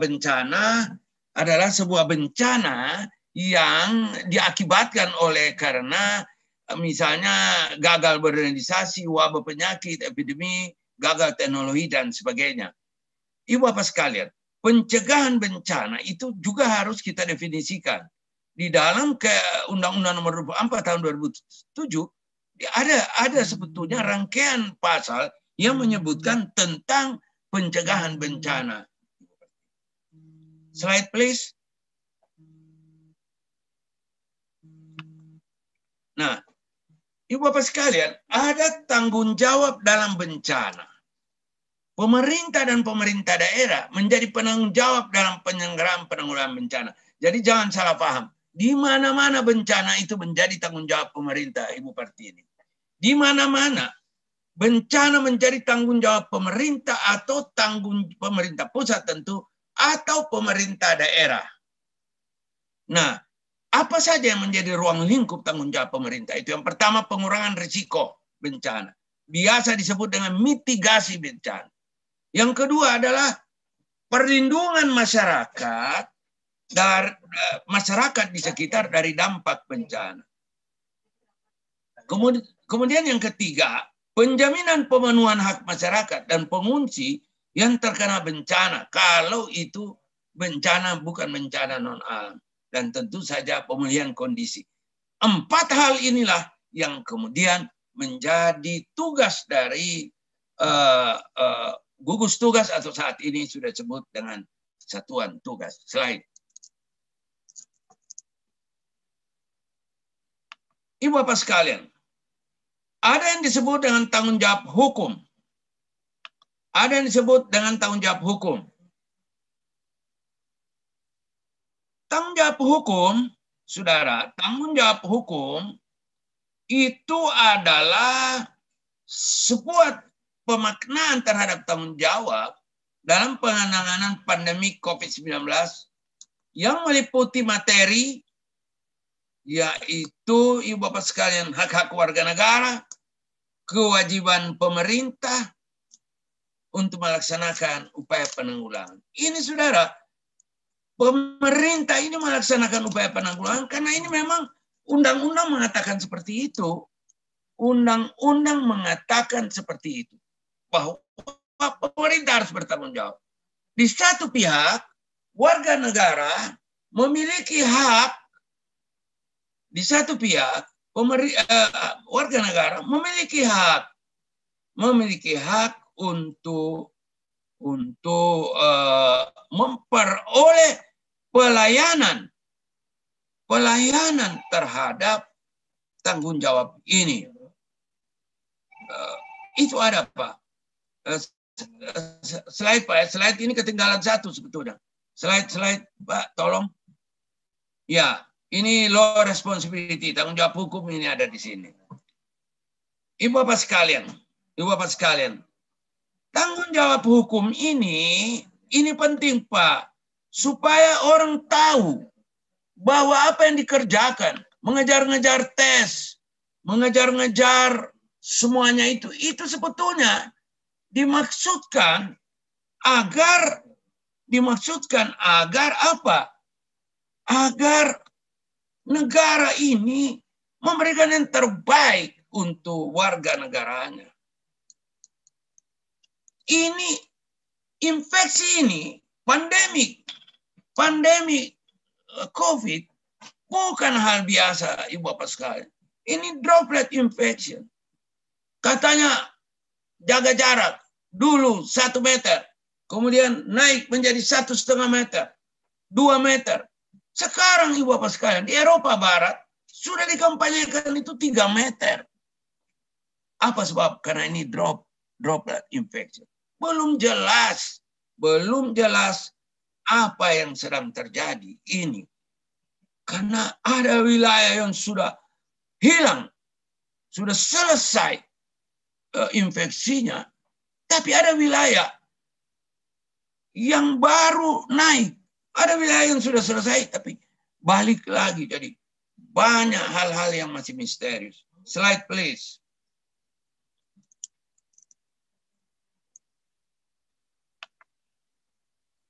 Ibu Bapak sekalian, saya walaupun sudah diketahui banyak, saya mau bilang dulu bahwa ada ciri-ciri mengenai pandemik ini, Ibu Bapak sekalian, berbeda dengan yang lain. Ini adalah wabah infeksius yang sangat menular dan kita tidak bisa melakukan sesuatu secara jelas. Oh ini dari sini ke sini, itu kita tidak bisa, model infeksinya tidak bisa kita deskripsikan secara jelas. Karena begitu banyak orang OTG, tidak ada, dia positif. PCR, pemeriksaan PCR, dia positif. Tapi Ibu Bapak sekalian, izin, mereka itu tidak ada gejala. Celakanya, mereka yang tidak ada gejala ini, dia lalu lalang, inilah sumber infeksi.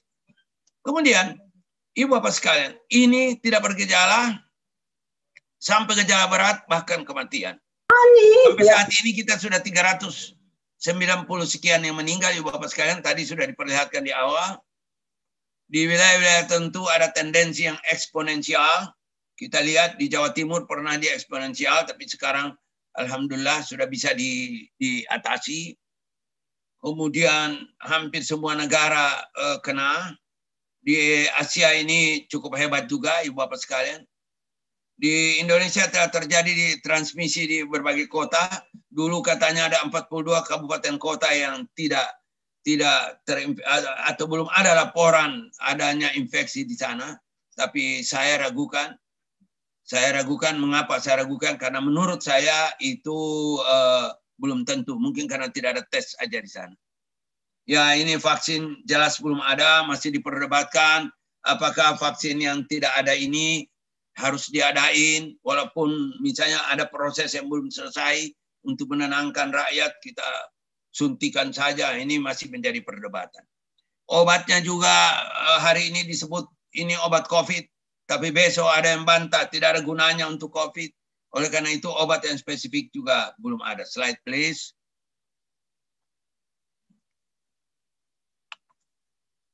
Ibu Bapak sekalian, kita bicara mengenai tanggung jawab hukum pemerintah. Dalam mendeteksi orang tanggung jawab hukum pemerintah itu paling tidak saya catat ada 5.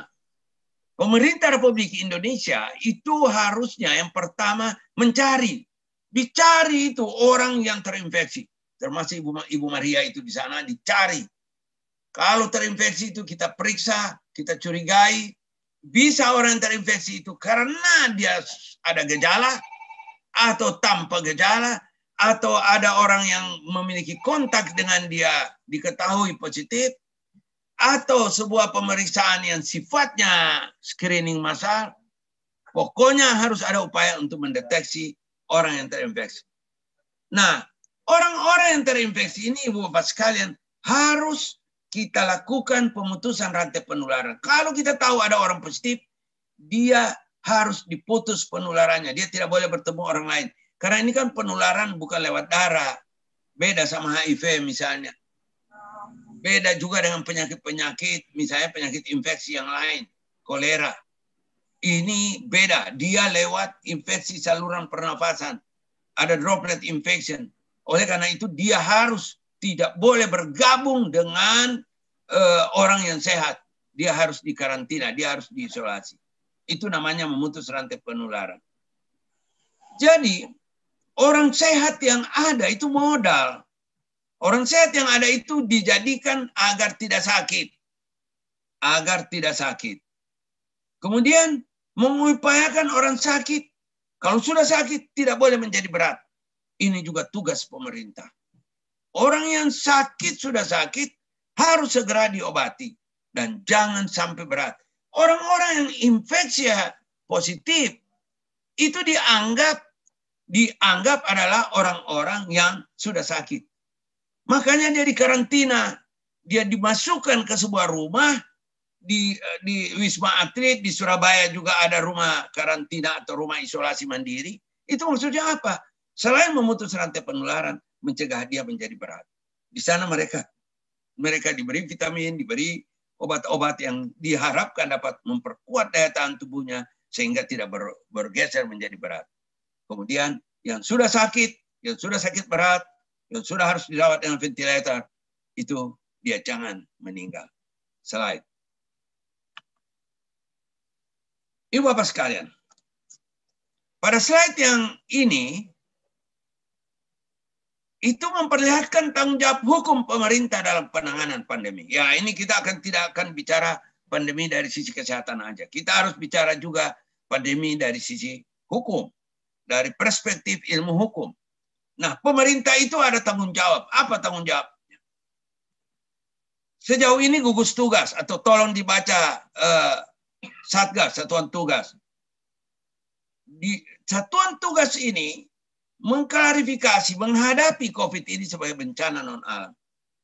Jadi bencana, Pak. Kenapa? Karena banyak sekali orang yang menganggap bahwa ini penyakit biasa. Tidak, Pak. Ini bencana. Oleh karena bencana, maka kita ini diminta berubah mindset kita, Pak. Mindset biasa menjadi mindset luar biasa. Mindset masa damai berubah menjadi mindset masa perang. Oleh karena itu, instruksi presiden, keputusan presiden, bahkan peraturan presiden banyak sekali, Pak. Anggaran dialihkan, impor obat, impor alat, impor reagents, itu dipercepat, tidak kena pajak, tidak kena macam-macam. Ini Ibu Bapak sekalian, apa sebab? Karena diperlakukan sebagai bencana. Dalam rangka ini dilakukan mendorong perbanyakan testing dan mendukung Kementerian Kesehatan untuk memperkuat rumah sakit, memperkuat fasilitas-fasilitas kesehatan lain untuk menekan angka kematian dan memperpendek hari perawatan. Ini sangat penting. Ini tanggung jawab konkret pemerintah. Slide.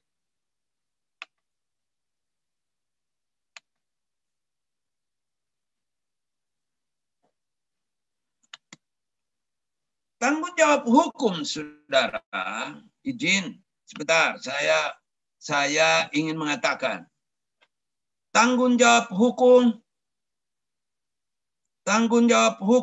ini ada pada pemerintah. Tanggung jawab hukum ini ada pada pemerintah, saudara. Tanggung jawab hukum yang ada pada pemerintah ini saat ini adalah melakukan testing. Dan testing itu tampaknya secara terus-menerus berkembang luar biasa jumlahnya. Slide.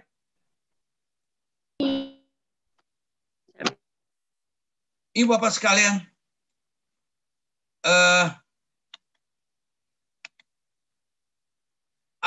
slide lagi, Pak. Slide lagi, maaf. Ini saya tidak masuk. Slide lagi, maaf. Slide lagi, slide, Pak. Ya, tanggung jawab hukum ini yang saya bicarakan tadi. Itu bahasa Indonesianya saya sengaja tidak saya translate karena saya akan lewati ini, waktunya memang sangat sempit. Jadi responsibility of law. Jadi Bapak sekalian, kita sebetulnya punya tanggung jawab. Tanggung jawab hukum kita itu agar pelayanan kesehatan dalam pandemi ini diterima oleh semua warga negara. Tidak boleh ada warga negara yang tidak menerima tanggung jawab. Tidak boleh rumah sakit menolak pasien. Tidak boleh dokter menolak pasien COVID. Kemudian tidak boleh ada diskriminasi dalam pelayanan kesehatan. No discrimination. Tidak boleh juga ada stigmatisasi. Apa yang ada sekarang ini, apa yang terjadi saat ini, stigmatisasi, Ibu Bapak sekalian. Itu tidak benar. Kemudian, Ibu Bapak sekalian, tanggung jawab untuk menekan angka penularan, itu juga ada, saudara sekalian. Tanggung jawab untuk menekan angka penularan itu cukup besar. Kita pemerintah melakukan bagaimana caranya supaya rumah-rumah perawatan untuk pasien orang tanpa gejala itu diperbanyak.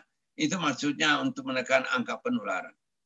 Tapi kalau bupati, wali kota, wakil gubernur atau siapapun pejabat yang memiliki fasilitas yang memungkinkan untuk dia bisa karantina mandiri di rumahnya, monggo karantina mandiri di rumahnya. Dia pasti bisa mengatur kamarnya lebih dari cukup sehingga dia perlu jangan ditemani tidurnya sendirilah, begitu persis seperti di Wisma Atlet atau di rumah-rumah penampungan yang lain.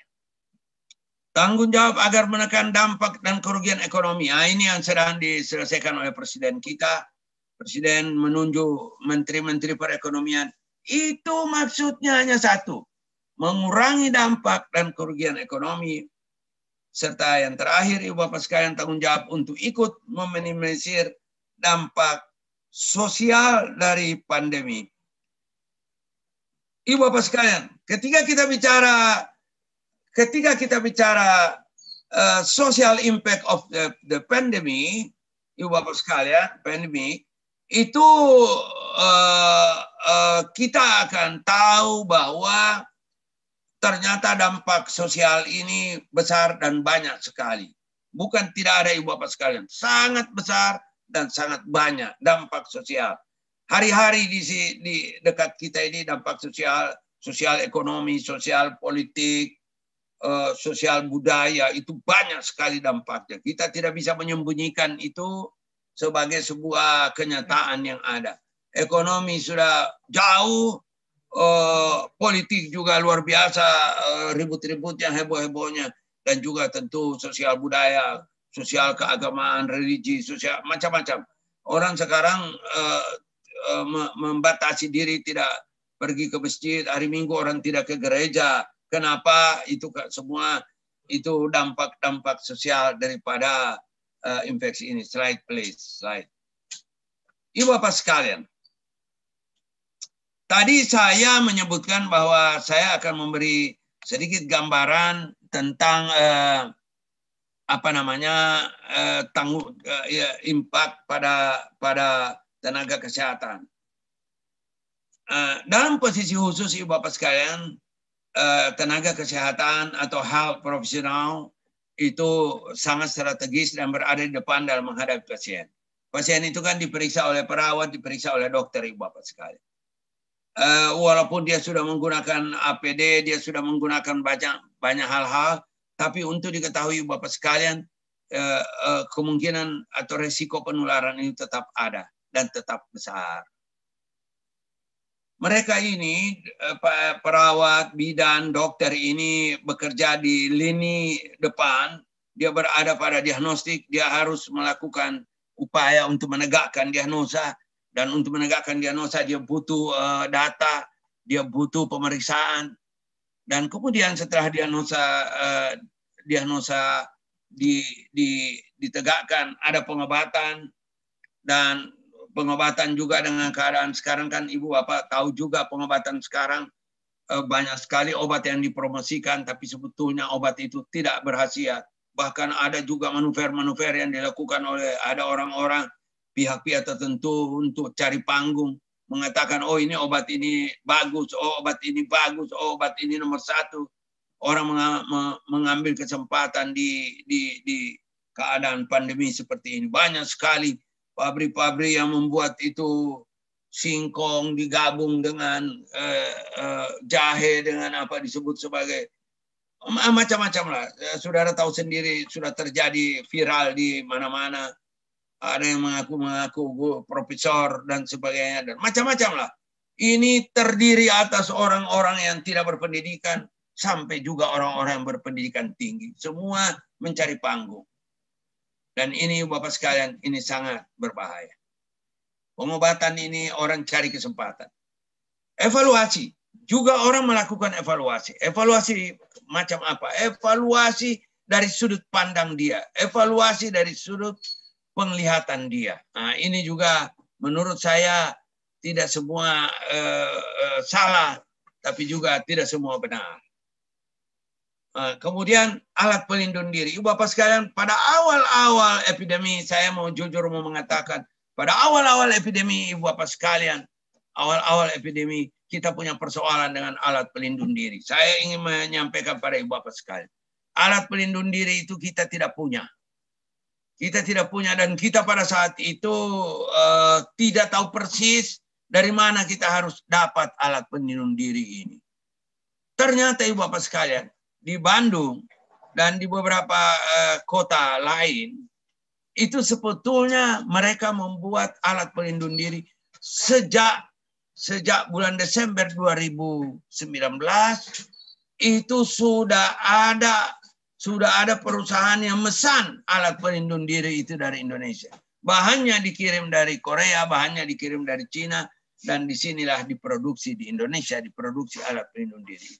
Jadi ketika pada bulan Maret itu kita mencari alat pelindung diri, kita tidak punya, tapi kita mendapatkan informasi dari Kementerian dari Bea Cukai bahwa ada ekspor alat pelindung diri dalam jumlah yang sangat banyak. Pada saat itu Letnan Jenderal Doni Munardo sebagai ketua gugus tugas menyetop, mendatangi gudang-gudang dan kemudian melakukan pengambilan alat pelindung diri ini dan membayar cash itu semua alat pelindung diri yang tadinya mau diekspor. Gak boleh sama dia karena ekspornya akan tentu. Tapi ini kan masa darurat, benar-benar darurat, sehingga ya akhirnya kita juga bisa mulai dapat itu, mulai tahu dan mulai dapat. Pada bulan April, bulan Mei, alat pelindung diri sudah bisa kita buat sendiri. Pada bulan Juni kita sudah menggunakan buatan sendiri. Dan sampai hari ini alhamdulillah saya kira kita tidak kekurangan juga alat pelindung diri. Mengenai obat, Ibu Bapak sekalian, obat ini masih simpang siur. Ada yang mengatakan, oh ini obat malaria bisa digunakan. Bahkan ada yang mengatakan penggunaan kina. Penggunaan macam-macam obat-obat HIV disebut dapat digunakan juga. Pada saat itu Bapak sekalian, karena memang sangat tiba-tiba, sangat mendadak, pemahaman, pengetahuan terhadap ilmu ini terbatas. Ilmu tentang COVID ini sangat terbatas. Jadi banyak orang melakukan uji coba, melakukan langkah-langkah, coba-coba saja. Itulah sebabnya Ibu Bapak sekalian, karena kita belum punya bentuk, kita belum tahu, kita belum punya SOP yang baik, kita masih gelagapan, kita masih gagap maka pada saat itu saudara tahu sendiri kematian itu masih tinggi. Ya, ini minta maaf, ini dokter yang meninggal sudah, ini tidak up to date, ini saya tadi sudah updating yang terakhir, sudah banyak yang lebih dari 130 sekian. Nah, tentu saja kita harus mencegah lebih banyak kehilangan lagi. Slide, please. Slide.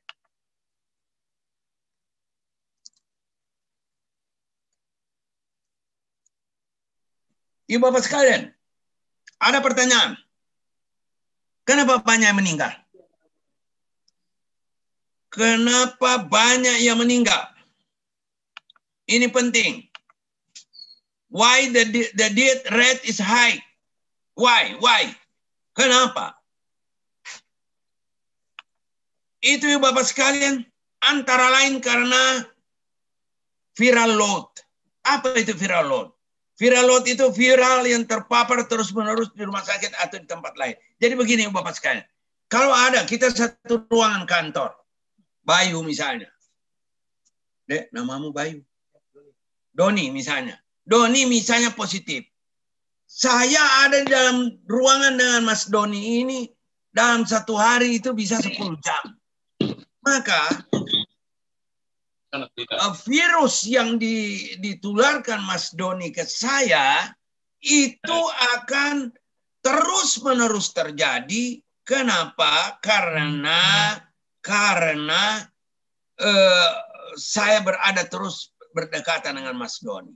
Akibatnya apa? Viral load-nya meningkat. Paparan virus itu terus-menerus bertambah dan penambahan itulah yang kemudian kita sebut dengan viral load. Nah, tapi tentu saja selain cerita viral load, ada juga cerita Menteri Perhubungan waktu Menteri Perhubungan sebelum terinfeksi itu beliau ke Makassar. Diduga beliau tertular dari seorang pejabat di Makassar. Tapi saudara, bertemu dengan pejabat itu hanya pada saat rapat, dan rapat itu tidak lebih dari 2 jam. Mungkin dia duduk berdekatan, mungkin ya, saya tidak tahu persis. Tapi mungkin duduk berdekatan. Atau mungkin juga Menteri Perhubungan saat itu memang sudah sangat dekat dengan pejabat daerah yang waktu itu terinfeksi. Atau juga mungkin Pak Sumadi, Pak Menteri Perhubungan itu waktu itu juga dalam kondisi yang daya tahan tubuhnya buruk. Itu juga kita tidak tahu. Tapi daya tahan tubuh ini sangat-sangat penting Bapak sekalian. Oleh karena itu di sela-sela pertemuan ini saya ingin mengatakan menjaga daya tahan tubuh dengan vitamin C, dengan vitamin E yang baik setiap hari, itu sebetulnya upaya konkret sistematis untuk memperkuat daya tahan tubuh. Tentu selain protein. Penggunaan APD juga. Ternyata setelah kita memiliki cukup banyak APD di rumah sakit, tidak ada lagi APD yang digunakan, yang bocor-bocor digunakan, yang robek-robek digunakan, maka ternyata angka kematian itu Ibu Bapak sekalian sudah menurun. Ya, jadi Ibu Bapak sekalian, apapun alasannya, negara prihatin dengan kematian petugas kesehatan. Oleh karena itu, jangan memberikan APD yang tidak berkualitas ke rumah sakit, memberikan waktu istirahat yang cukup pada tenaga kesehatan, tidak boleh waktu jaga, tidak boleh diperpanjang-panjang, dan memberikan tambahan penguat imunitas tubuh. Ibu Bapak sekalian, termasuk di Surabaya, termasuk di Rumah Sakit Dr. Sutomo, kematian yang begitu banyak, setelah dievaluasi dan waktu jaganya diperpendek dan sebagainya, sekarang syukur, alhamdulillah, puji Tuhan, itu angka kematian sudah menurun dari hari ke hari. Slide please. Terakhir. Ibu Bapak sekalian, ya, terima kasih. Saya pikir saya sudah mendapatkan kesempatan pada hari ini. Saya akhiri, saya punya presentasi pada hari ini dengan ucapan terima kasih kepada moderator dan panitia yang telah memberi kesempatan pada saya. Matur nuwun, terima kasih, terima kasih dan thank you very much. Thank you so much, Dr. Nasir, for the very passionate presentation. Today we learned that you emphasize on the government responsibility to provide health and safety for the not only to the society but also to the healthcare workers during this time of pandemic. Thank you so much, Dr. Nasir. And we have reached our last presentation, last but not least, our fifth presentation from Professor Giuseppe Grossi from North University. Professor Giuseppe, are you ready for your presentation? Yes, good morning, everybody. It's a pleasure to attend this conference. If you allowed me, I will start my presentation. Yes, Professor, the screen is yours. Thank you very much. I am very happy and honored to be invited in your conference. I will present this morning the results of the study that is connected to Journal of Public Budgeting, Accounting and Financial Management, special issue on the budgetary responses to a global pandemic. I was one of the three guest editor of the special issue that just concluded with Professor Alfred Wu from Kansas University and Professor Phil Joyce. And I'm very happy to present the preliminary results. As we know, the pandemic has global effects. And we can see also from this study realized by Oxford University that we have different government responses all around the world. And it was interesting for me to listen what's happening in Indonesia. We received in our special issue that we launched in the journal in April 2020, we received a lot of submission, and we selected 30 papers, 16 papers from, let's call it high income countries, 5 papers from upper middle income economies, big economies also like China, Russia, and Turkey. And we received 11 papers from middle low income economies: Afghanistan, Bangladesh, Bhutan, Egypt, Ghana, India, Maldives, Nepal, Pakistan, Sri Lanka, and Ukraine. Unfortunately, we didn't receive any paper from Indonesia, but I hope that after this conference, I will receive some good paper from Indonesia in our journal. We received one comparative paper on OECD countries and one conceptual paper about the role of budget after COVID-19. You can find all the accepted viewpoint manuscript in this website. Please, after my call, I will include in the chat the link to our early site, and the special issue is scheduled to be published in November, in the middle of November, and is the issue 5, 2020. Now I will present some findings.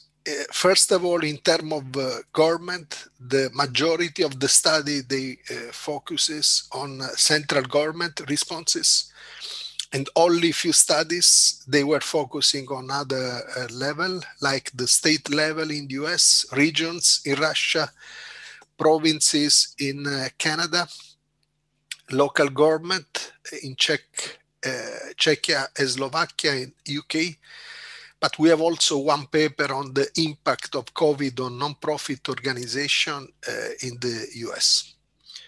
We hope to receive in the next future more studies on inter-organizational relationship in a vertical sense between different levels of government, and also in a horizontal way, how public, private, and non-profit they collaborate.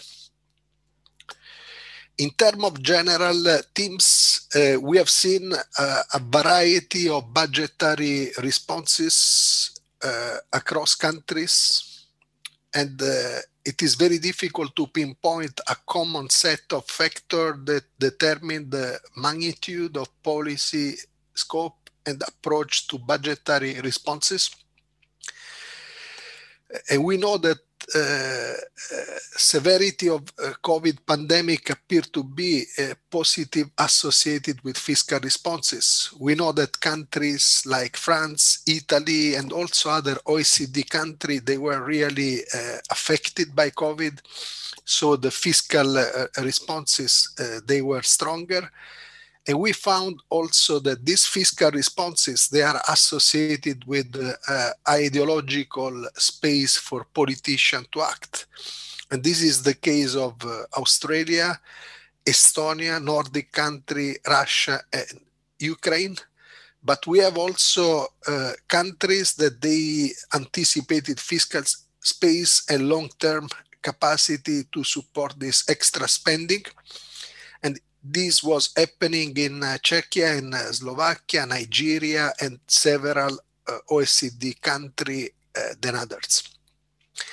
And I think that this is a relevant issue for the audience of your company, the impact of COVID in different economies. And we can say that for developed economies, there were already some pre-pandemic problem of public debt, but they don't have a significant influence on the ability to further borrowing and use tax relief chosen by politicians.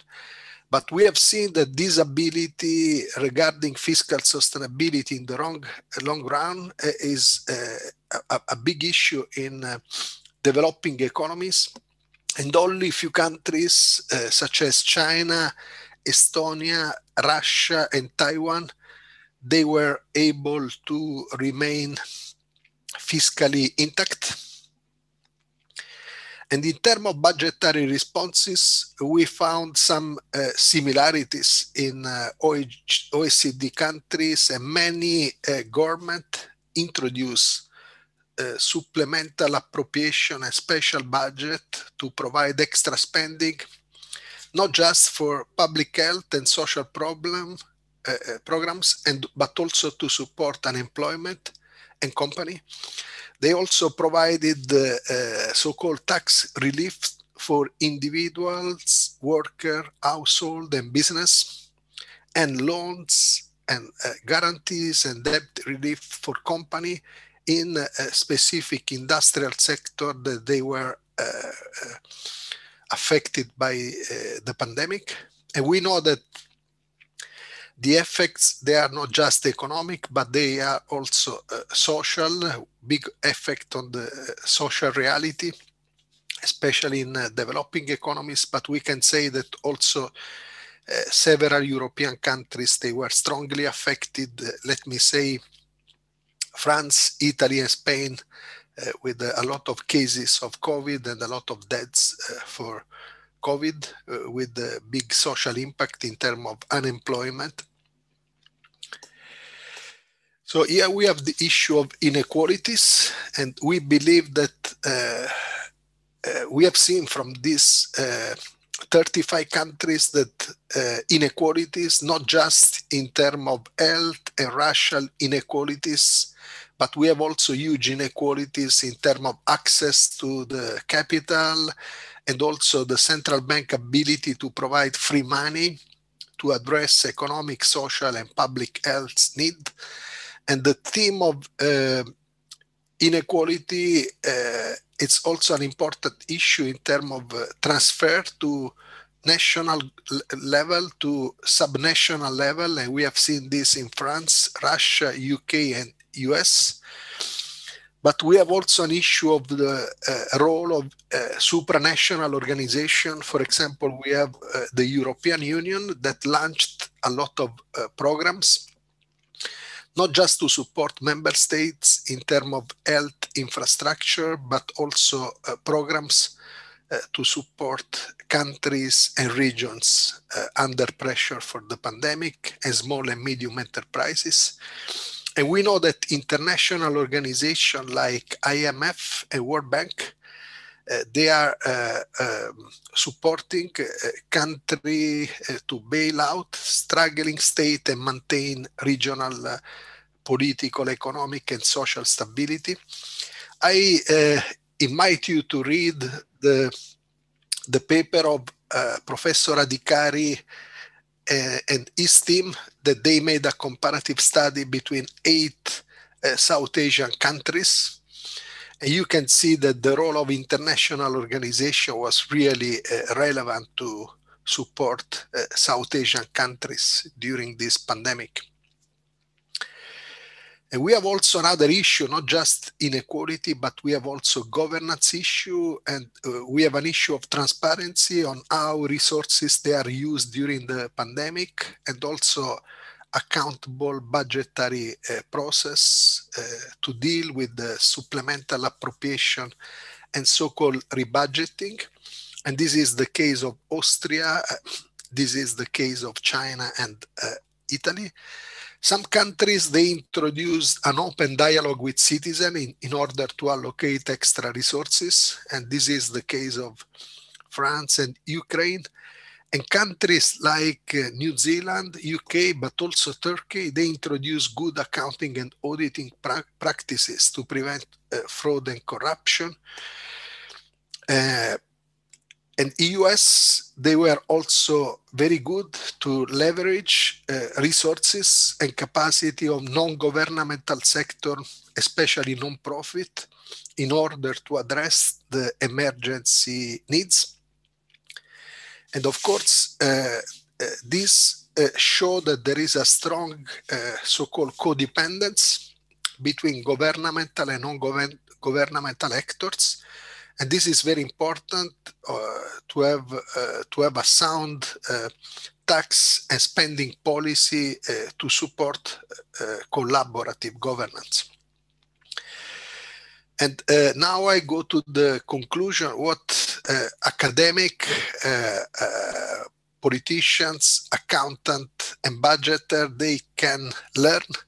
And this case study show that it's not just important to deal with the short-term concern of the pandemic, but of course this country, they should be more able to consider also the long-term effects of the pandemic, because now we are dealing with the short term, but we should consider that in the long term, the effects, they can be stronger, especially for the economies and the social affair.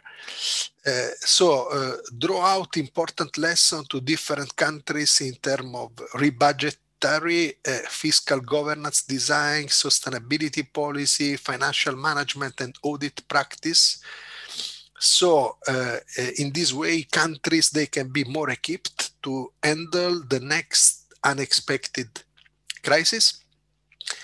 And we have also that show that research on budgeting, public budgeting, accounting, and reporting can also consider wider sustainability issue, not just financial sustainability, but also environmental, social, and cultural. And I see more and more that countries, they are supporting the introduction of United Nations Sustainability Development Goals, especially Nordic countries.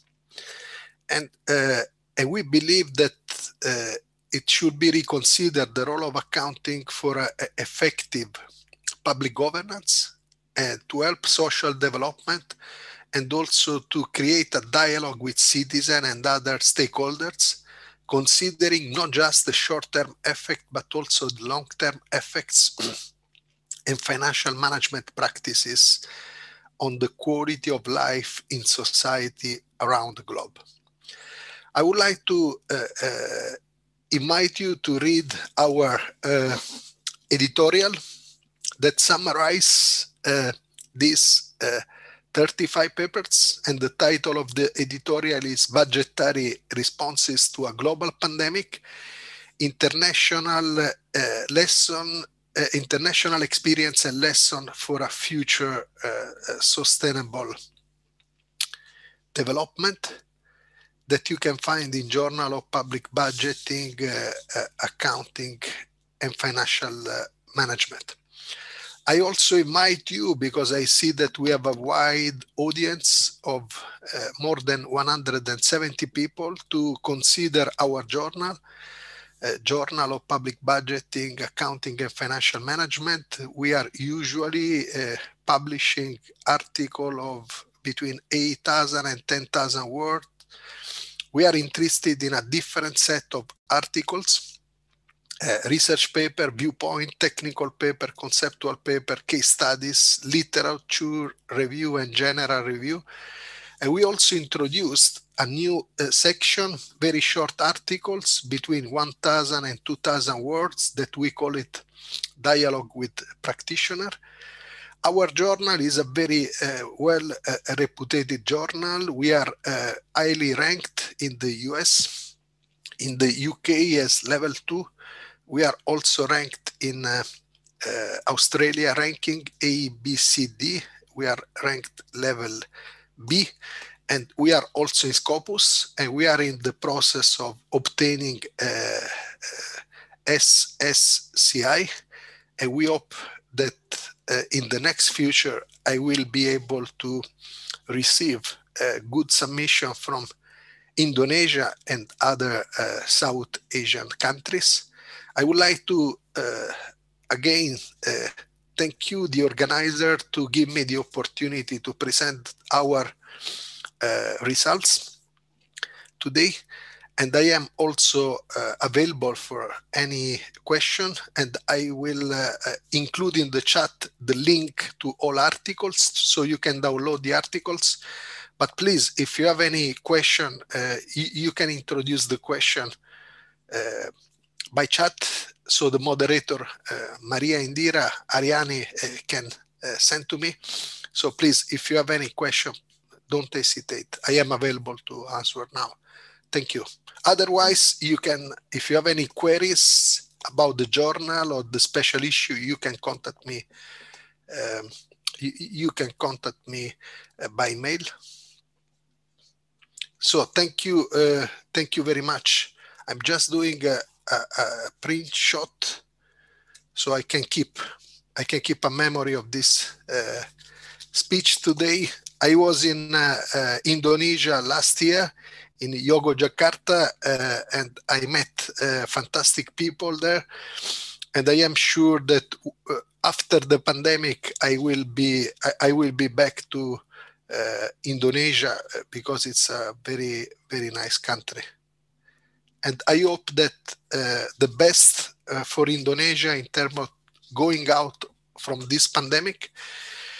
And I hope that you will be able to recover soon, not just in health care, but also in social issue and economic issue.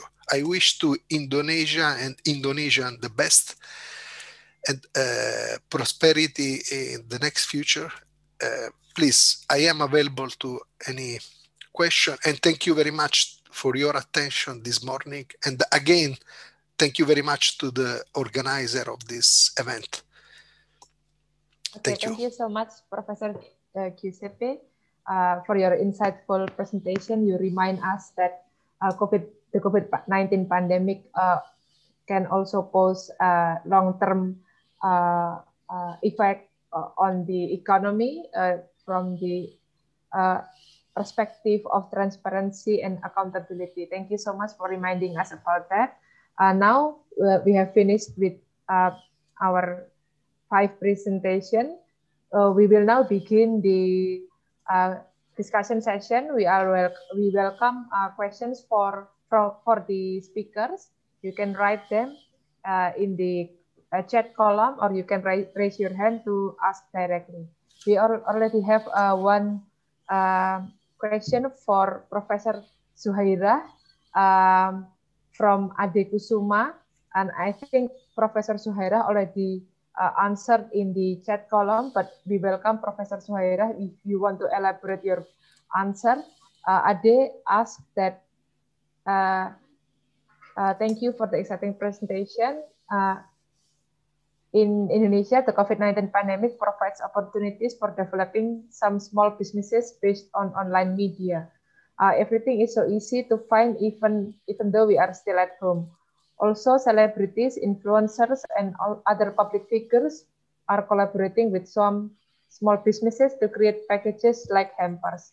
Does the same thing happen in Malaysia, and what is the socio-cultural impact generated from this phenomenon? Maybe Professor Zuhairah can elaborate the answer. Thank you, Maria. So yeah, I think thank you very much for the question. I already basically write some brief answers in the chat room. So, but yes, correct, Adi. I think this is happening in all over the world, that innovative ways. The public, the society actually created the innovative ways coming out from we started with the online businesses, and it goes up to the COD businesses and small businesses going up. I mean, it's good. I think this is one of the evidence of the innovative school of thought. Means people, but as I said earlier, because of the nature of the businesses are very informal, and there's no regulatory structure. It's not meant to be regulated in the first place, because it comes from the people for the people. I mean, people are trying to accommodate needs for one another in an informal way, I think. I mean, they become innovative in that way. Nonetheless, from the legal perspective, there are few issues that we need to be cautious, particularly if we involve the public. As I said earlier, there are many rampant cases of fraud happening due to the existing practices. I think, but I always believe that we should not focus on the bad people, which basically portrayed about less than 10% of the market. Yet, sometimes this less than 10% basically affected, I mean, the impact is quite big. For example, the Enron case, I mean, not many big conglomerates basically practices, have these bad practices, yet the impact was so great to the economy. Therefore, I believe that there should be some regulatory measures that when we realize that this is happening in the society, and now it involves, as Adi correctly highlighted, now they are involving celebrities, because this is one of the newest, the latest method of marketing, right? And in Malaysia recently, I just want to share that a big scam was discovered because of it involves celebrities. And actually, if the transaction did not involve celebrities, then this scam might not be discovered.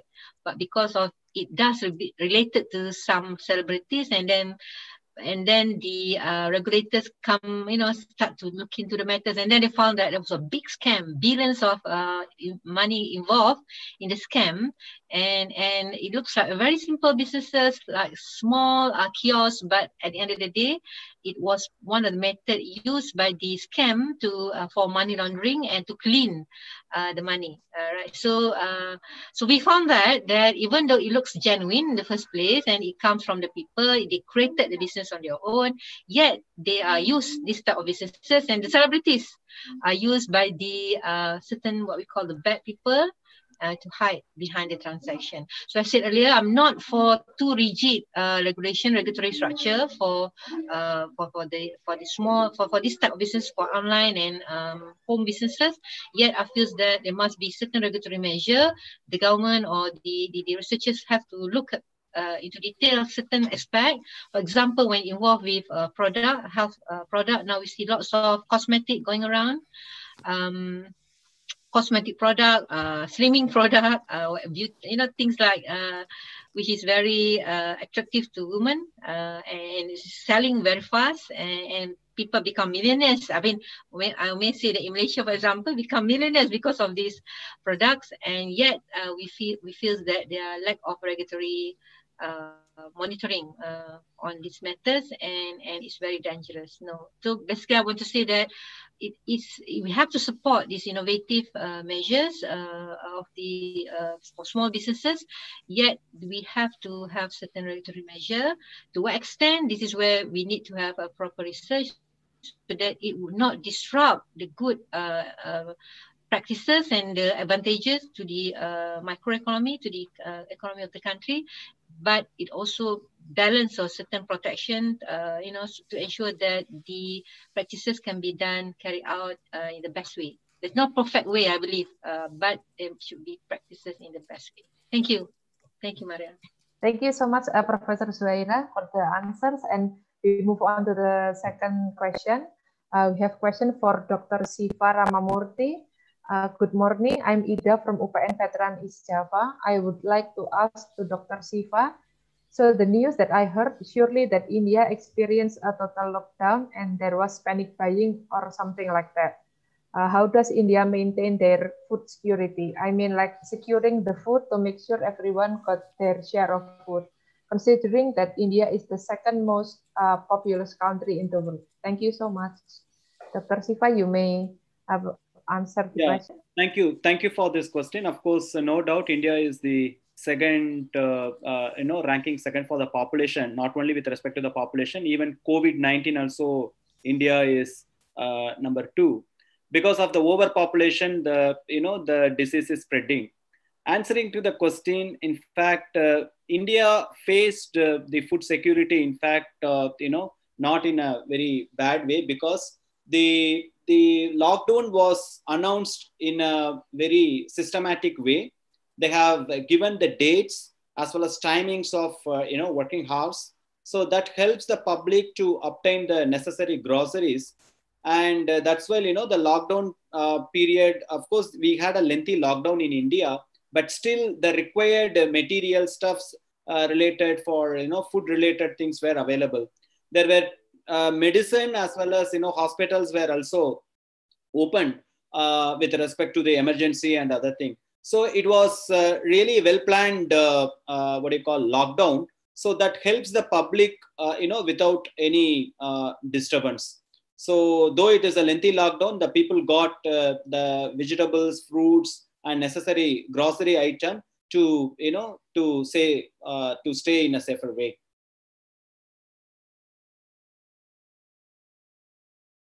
Okay, thank you so much, Dr. Sifa, for the answer. We have also one question for Professor Giuseppe Grossi from Indrawati Versiana. Thank you, Professor Grossi. It is good explanation. I want to ask, what is your opinion about budgeting process by Luder's model as the stimuli for accounting innovation? Professor Grossi.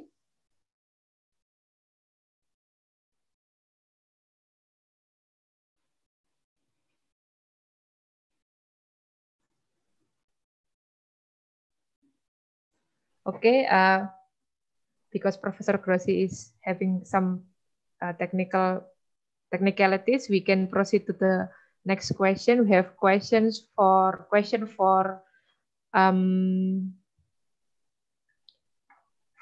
Dr. Sifa. Thank you so much, Dr. Sifa. Yes. Arika Purnawati wants to ask about the state and society in India in encountering the pandemic of COVID-19. You might want to share what happens in India, what the society is doing during this time of pandemic. Yeah, it was mentioned in my presentation that some of the cultural aspects are same with Indian and Indonesia, and the suggested thing is like there are 4 terminology that are related with. One is what you call epidemic, pandemic, endemic, and outbreak. So the epidemic is the disease that affect only the large number of people within a community or a population or a region, whereas the pandemic is the one which is related with the multiple countries or continent. So that's why COVID, we say that as a, pandemic one. In fact, during this, kind of COVID, the social related issue is like, people have the lots and lots of responsibility. They should obey the rules and regulations. First of all, they should protect themselves. They should not do others. And, they should wear a mask and they should follow the rules and regulations. They should maintain the social distance. So if they follow those kind of the activities, I hope, we can avoid and we can prevent the number of the cases goes down. And in future, it can be used, it can really helpful for the overcoming this issue. I hope I have answered the question asked by them. Okay, thank you so much, Dr. Sifa. We move on to the next question. We have a question for Dr. Basuki from Alfiandi. Alfiandi is asking, in food defenses, IoT and robotics are very potential to help farmers and any stakeholders. Is there any organization or non-profit organization in IoT or robotics that is dedicated to help farmers and in the line of food defense? Answer the question. Okay. Thank you. The organization for IoT in Indonesia is still new. In 2019, yeah. In 2019, new association, especially in IoT, organization is born in Indonesia. Maybe we can call masyarakat asosiasi Internet of Things Indonesia, Asosiasi Internet of Things Indonesia, ASIOT. So you can check in the website ASIOT. Yeah, ASIOT is new society in Indonesia, especially 2019 ya, 2019. Saya salah satu anggotanya ya, one of member ASIOT. For example, if for regulation Indonesia is still, I think it's below if compare in the country, the other country, Indonesia is more late, especially for regulation about IoT Indonesia ya, karena masih baru ini. Jadi asosiasinya saja baru 2019. Jadi silakan bergabung. You can join in the website acot.org ya. I think acot.org. And many things can be coordination bisa dikerjasamakan ya. Corporate with other researcher and the practitioner, IT practitioner, especially in IoT practitioner. Is from Indonesia, all Indonesia. Dari seluruh Indonesia bergabung di situ. Silakan bergabung ya. ASIOT namanya .org. Terima kasih. Thank you so much, Dr. Basuki. We are down to our last two questions. One is for Professor Zuhaira and one is for Dr. Sifa. For Professor Zuhaira, this is from Alfiandi also. Today, many entrepreneurs and businesses has been concerned about the social impact in COVID-19 effects, but sometimes any of them use social campaign only to boost their own businesses. How should we differentiate business campaign and social impact campaign as a businessman and as a customer? And to Dr. Sifa, India and Indonesia have similarities in population. How is India government in terms of policies or treatments? Are they having policies or treatment to maintain negative social issues about COVID-19? I welcome Professor Zuhaira to answer the question first. Thank you very much, Maria. Thank you very much for the question. Basically, as I mentioned just now, that's why I feel that it's very important for us to have a proper structure of social entrepreneurship for social enterprise business, so that we can monitor that particular entity. So one of the requirements, if who remember in my from my presentation is that I proposed that in order for you to be legalized as a social entrepreneur, you must pass the public interest test. One of the public interest tests is that the component is that you must declare the activities that you do. So basically what I'm trying to say that if you already legalize the entity, so when this type of companies, the special, for example, I call it public interest corporation, make go for promotion, you know that this is a genuine promotion because they are related to that particular company. And if they conducted something which is not correct or fraud, whatever it is, then the company will be, regulators will take action against that particular company because they go beyond what they're supposed to do as a social enterprise. Yet, but if, because we do not have that type of entity at the moment, so commercial entities can manipulate the activities as if they are doing for the benefit of the people, but maybe some of them are, maybe I think part of the promotion is meant for the public, but as you said correctly, maybe it is used basically to promote their product rather than for the social good.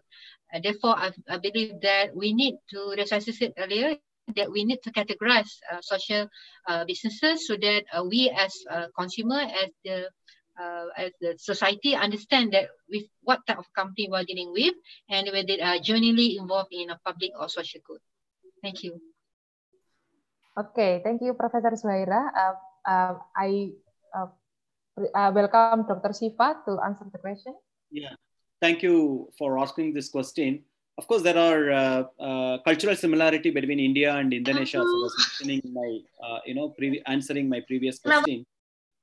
With respect to Indian government to take the policies and other things for treatment against the COVID, the most important for any country is there should be a rapid testing of the COVID. In fact, the number of testing that they are doing is most essential.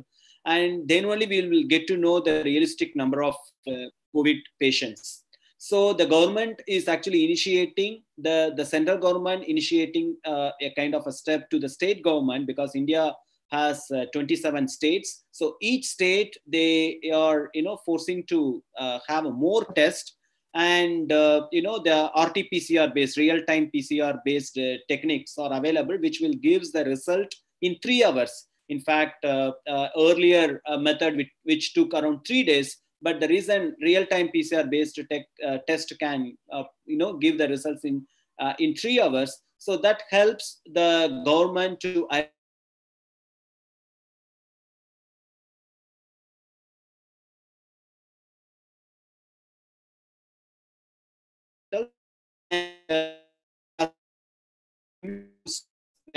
like scenic album homeo medicines were also given along with the other medicine. So these are all the method to treat the COVID patients to avoid the further number of cases. With respect to improve the social things, as well as with respect to the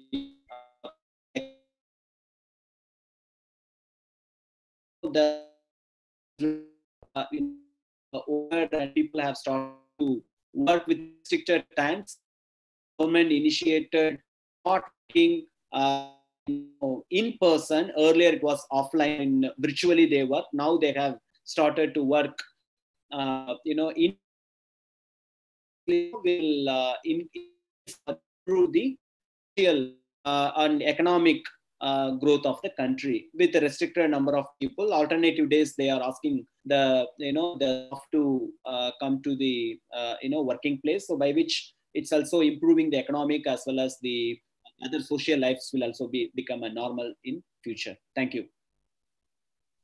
Okay, thank you so much, Dr. Sifa, for the answer. We have now reached the end of our session. I would like to thank you, our distinguished speakers and our distinguished participants. Thank you for the lively presentation and the lively discussion. In accordance with our theme today, research synergy in dealing global pandemic into multidimensional aspect for national defenses. We have gathered information from various fields. We have heard from the aspect of law, from the technological science, computer science, health, and also economic and accounting. And each speakers have given us such valuable information that we could use to strengthen national defenses during this time of pandemic. I am sure that we have learned so much today that we may finish this conference with a more resilient mindset to do what we can during this pandemic and to put an end to this pandemic. Thank you so much again for the speakers and participants. Thank you for the committee of the ISRM 2020 for the opportunities. I apologize for the mistakes I might have made, and I give the screen back to you, Ms. Sifa. Thank you, Maria. Thank you, Professor Zaira. Thank you, Ms. Maria Indira, for facilitating a fruitful session. And also, I would like to send our appreciation for all the speakers for the significant contribution and to the effort of COVID-19 pandemic mitigation. Thank you. Ladies and gentlemen, we have reached conclusion of our plenary sessions. And before continue to the next session, I would like to inform you the following matters. I would like to send my appreciation to all the speakers from the plenary sessions. Thank you, Professor Sifa, Professor Zuhaira, and also Dr. Udre, Dr. Nasser, and also Dr. Basuki. Thank you, Ms. Zuhaira. Thank you. Thanks a lot. Thank you. I would like to remind you, Professor Sifa and Professor Zuhaira, we would like to take a screenshot. So, and also for the all the presenters, all the participants, I would like to invite you to turn on the camera because the community would like to take screenshots. Because we are held the conference virtually, we cannot take a photo together. Yes. So instead of we can take these screenshots. Baik, panitia mungkin ada yang akan mencoba men-screenshot.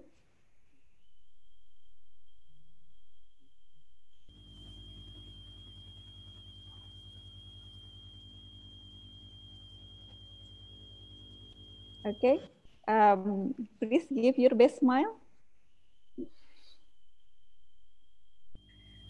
Okay, thank you. Thank you for the session and good morning. Wassalamualaikum warahmatullahi wabarakatuh. Thank you very much, all. Thank you very much. Thank you. Prof. Zaira. Thank you very much. Thank you very much, all. Assalamualaikum. Waalaikumsalam. Thank you very much. Thank you very much. Thank you very much. Thank you all. Bye, thanks. Diumumkan yang kelas ini. Baik untuk Oh, iya. Bapak Ibu presenter yang akan melakukan presentasi, saya akan menyampaikan beberapa informasi terkait prosedur presentasi nantinya. Demi kelancaran acara bersama, saya mohon mungkin Bapak dan Ibu dapat memperhatikan beberapa ketentuan yang akan dibacakan berikut. Peserta diharapkan untuk dapat mengakses ke breakout room 15 menit sebelum acara dimulai dan maksimal akses masuk 15 menit setelah acara dimulai. Jadi setelah ini akan ada istirahat terlebih dahulu, namun demikian sebelum Bapak dan Ibu beristirahat,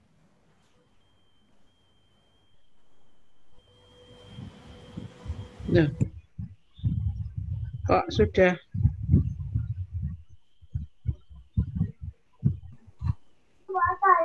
hilang? Ya.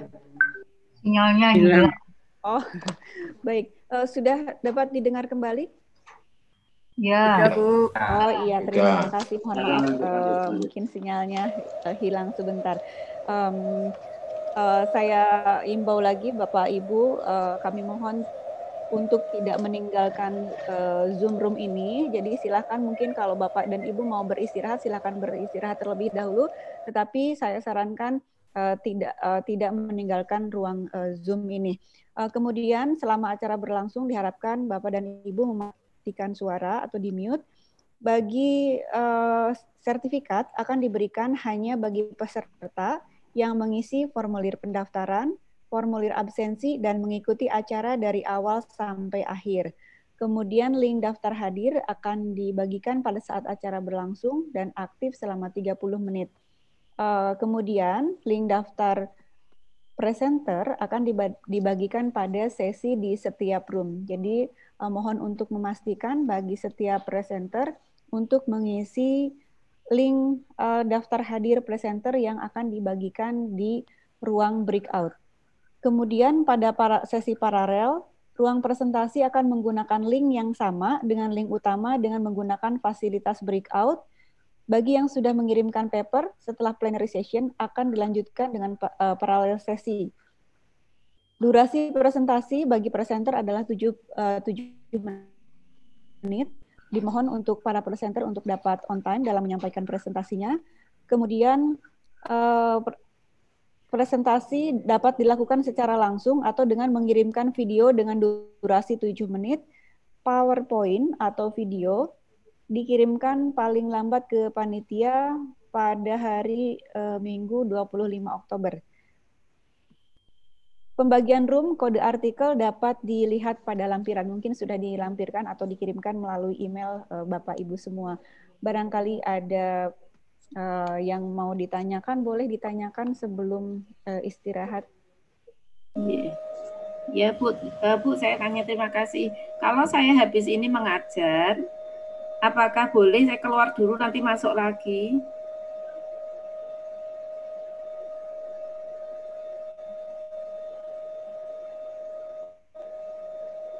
Panitia. Ya. Panitia. Bagaimana? Iya, begini apa namanya, sebetulnya tadi saya sampaikan bahwa tidak boleh meninggalkan ruangan Zoom karena nanti sebentar jawabannya belum selesai karena nanti tidak akan ada yang meng-approve itu gitu. Jadi tetapi kalau hanya satu orang saja mungkin dibolehkan. Nanti Bu Endang ya dari Bu Endang maaf. Dari Agribisnis. Iya. Dari agribisnis ya, jadi silakan kalau ada keperluan mengajar terlebih dahulu nanti silakan bergabung lagi. Tetapi untuk yang lain kami harapkan untuk dapat tetap berada di ruangan ini supaya nanti apa namanya tidak terlewat untuk di-approve begitu. Terima kasih. Terima kasih. Ya. Mau tanya? Tanya. Iya Bapak silakan. Iya. Linknya itu kalau misalnya B42 itu linknya nanti dikirim lewat mana? Videonya itu dihidupkan, Git. Atau ini saja? Atau di sini atau dikirim menggunakan link yang ini Bapak tetap? Tetap ini ya? Linknya tetap masuk ke link yang ini, nanti panitia yang akan memasukkan ke ruang-ruang sesuai dengan jadwal. Karena di sini kan tidak ada apa, tidak ada link, terus kemudian jam berapa sampai jam berapa tidak ada. Pak Sigit, barangkali bisa saya bantu jawab. Iya, Pak Sigit, iya, Pak Sigit bisa melihat di daftar undangan yang di daftar pembagian ruang itu ada ruangnya Pak Sigit di ruang berapa. Kemudian nanti sebetulnya para peserta ini bisa nanti memilih di ruang mana sesuai dengan yang ada di daftar yang telah dikirimkan. Jadi bisa seperti itu atau nanti dimasukkan oleh hostnya. Jadi seperti itu Pak Sigit. Ya, terima kasih. Jadi ruang yang dimaksud adalah yang ID ini Bu. Iya, itu kan ada yang di atasnya room berapa, ya room 4 sesi berapa itu ada di situ. Jadi roomnya ada di atas tersendiri itu Pak Sigit. 8 ya udah. Iya, oke. Mohon izin tanya Bu. Ya, saya Agung dari SI Bu. Ini kalau semamanya saya mewakili ketua untuk presentasi itu nanti untuk menghubungi siapa ya kira-kira untuk pindah roomnya itu loh, seperti itu. Terima kasih.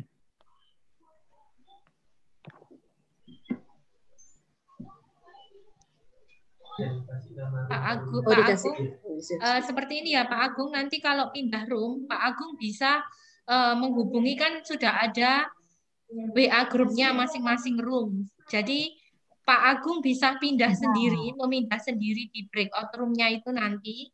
Setelah di breakout room itu Pak Agung bisa memilih mau pindah di room berapa yang setelah presentasi pertama, atau menghubungi satgasnya penanggung jawab yang sudah ada di WA group. Seperti itu ya Pak Agus. Oh, nggih, Bu, siap. Ya. Siap, Bu. Nggih, terima Pak Agung, kasih. maaf, Pak Nggih, Agung. nggih. Ya. Nggih, terima kasih, Bu. Ya. Ya, baik. Terima kasih Bapak dan Ibu. Saya mengingatkan kembali bahwa waktu istirahatnya sekitar 30 menit dan Bapak Ibu semua diharapkan untuk dapat kembali ke ruangan breakout pada pukul 12.30 dan dimohon untuk dapat tepat waktu sehingga presentasi dapat dimulai sesuai dengan waktu yang sudah dijadwalkan. Kami aturkan selamat siang dan selamat beristirahat. Selamat siang. Innalillahi wa inna ilaihi raji'un. Bapak Agus Masrukin almarhum. Kenapa Pak? Sakit apa Pak? Dosen agama meninggal dunia. Innalillahi ya Allah. Sakit apa Pak? Nggak ngerti aku sama Sakit asam lambung. Sakit asam lambung. Karo aku tambah. Itu mengentuk kabar. Lalu gitu. Ya saya kan Sakit asam lambung. Mahasiswa Agri B semester akhir juga meninggal karena asam lambung hari ini. Trinti Triu. Aviar Pak Sigit. Iku Pak Tri apa jawab iku. Mau Aviar ya Bu ya. Koordinasi ku esuk apa koordinasi ku. Aviar itu belum lulus ya Bu ya? Penelitiannya sudah selesai, tapi belum sempat konsultasi hasilnya. Oh. Sudah saya tanyakan sudah selesai Bu, sekitar sebulan yang lalu. Kasihan ya Allah. Ini kalau kerumnya gimana ini? Akhir-akhir ini apa namanya orang yang kena asam lambung itu banyak. Tapi ini betul ada Pak. tetangga saya 2 orang juga. Saya kan yang kemarin sakit itu kan itu Pak. Sampai hari ini tuh lemes itu nggak hilang-hilang Pak. Yang penting jangan sampai panas Bu. Ya hanya sampai 38 waktu itu. Makanya saya bawa ke rumah sakit waktu itu karena sudah takut banget. Yang penting jangan banyak pikiran harus, Bu, bukan banyak panas Bu, banyak pikiran. Harus istirahat. Iya. Oh, yang lorong. Nanti malam saya izin ya Pak ngajar, nggak bisa ikut rapat. Oh nggih. Izin Bu. Jadi ini untuk masuk ke room masing-masing itu tetap kita tetap di sini aja ya Bu ya. Nanti dia. Ya kalau tidak ngajar saya jam 1. Jadi ini sekarang biar aja nanti ikut setengah jam kan. Jam 1 keluar. Kecuali anak-anak bisa digeser, dan saya WA-nya kalau bisa digeser hari libur mau kuliah ya nggak apa-apa. Berarti saya bisa ikut terus.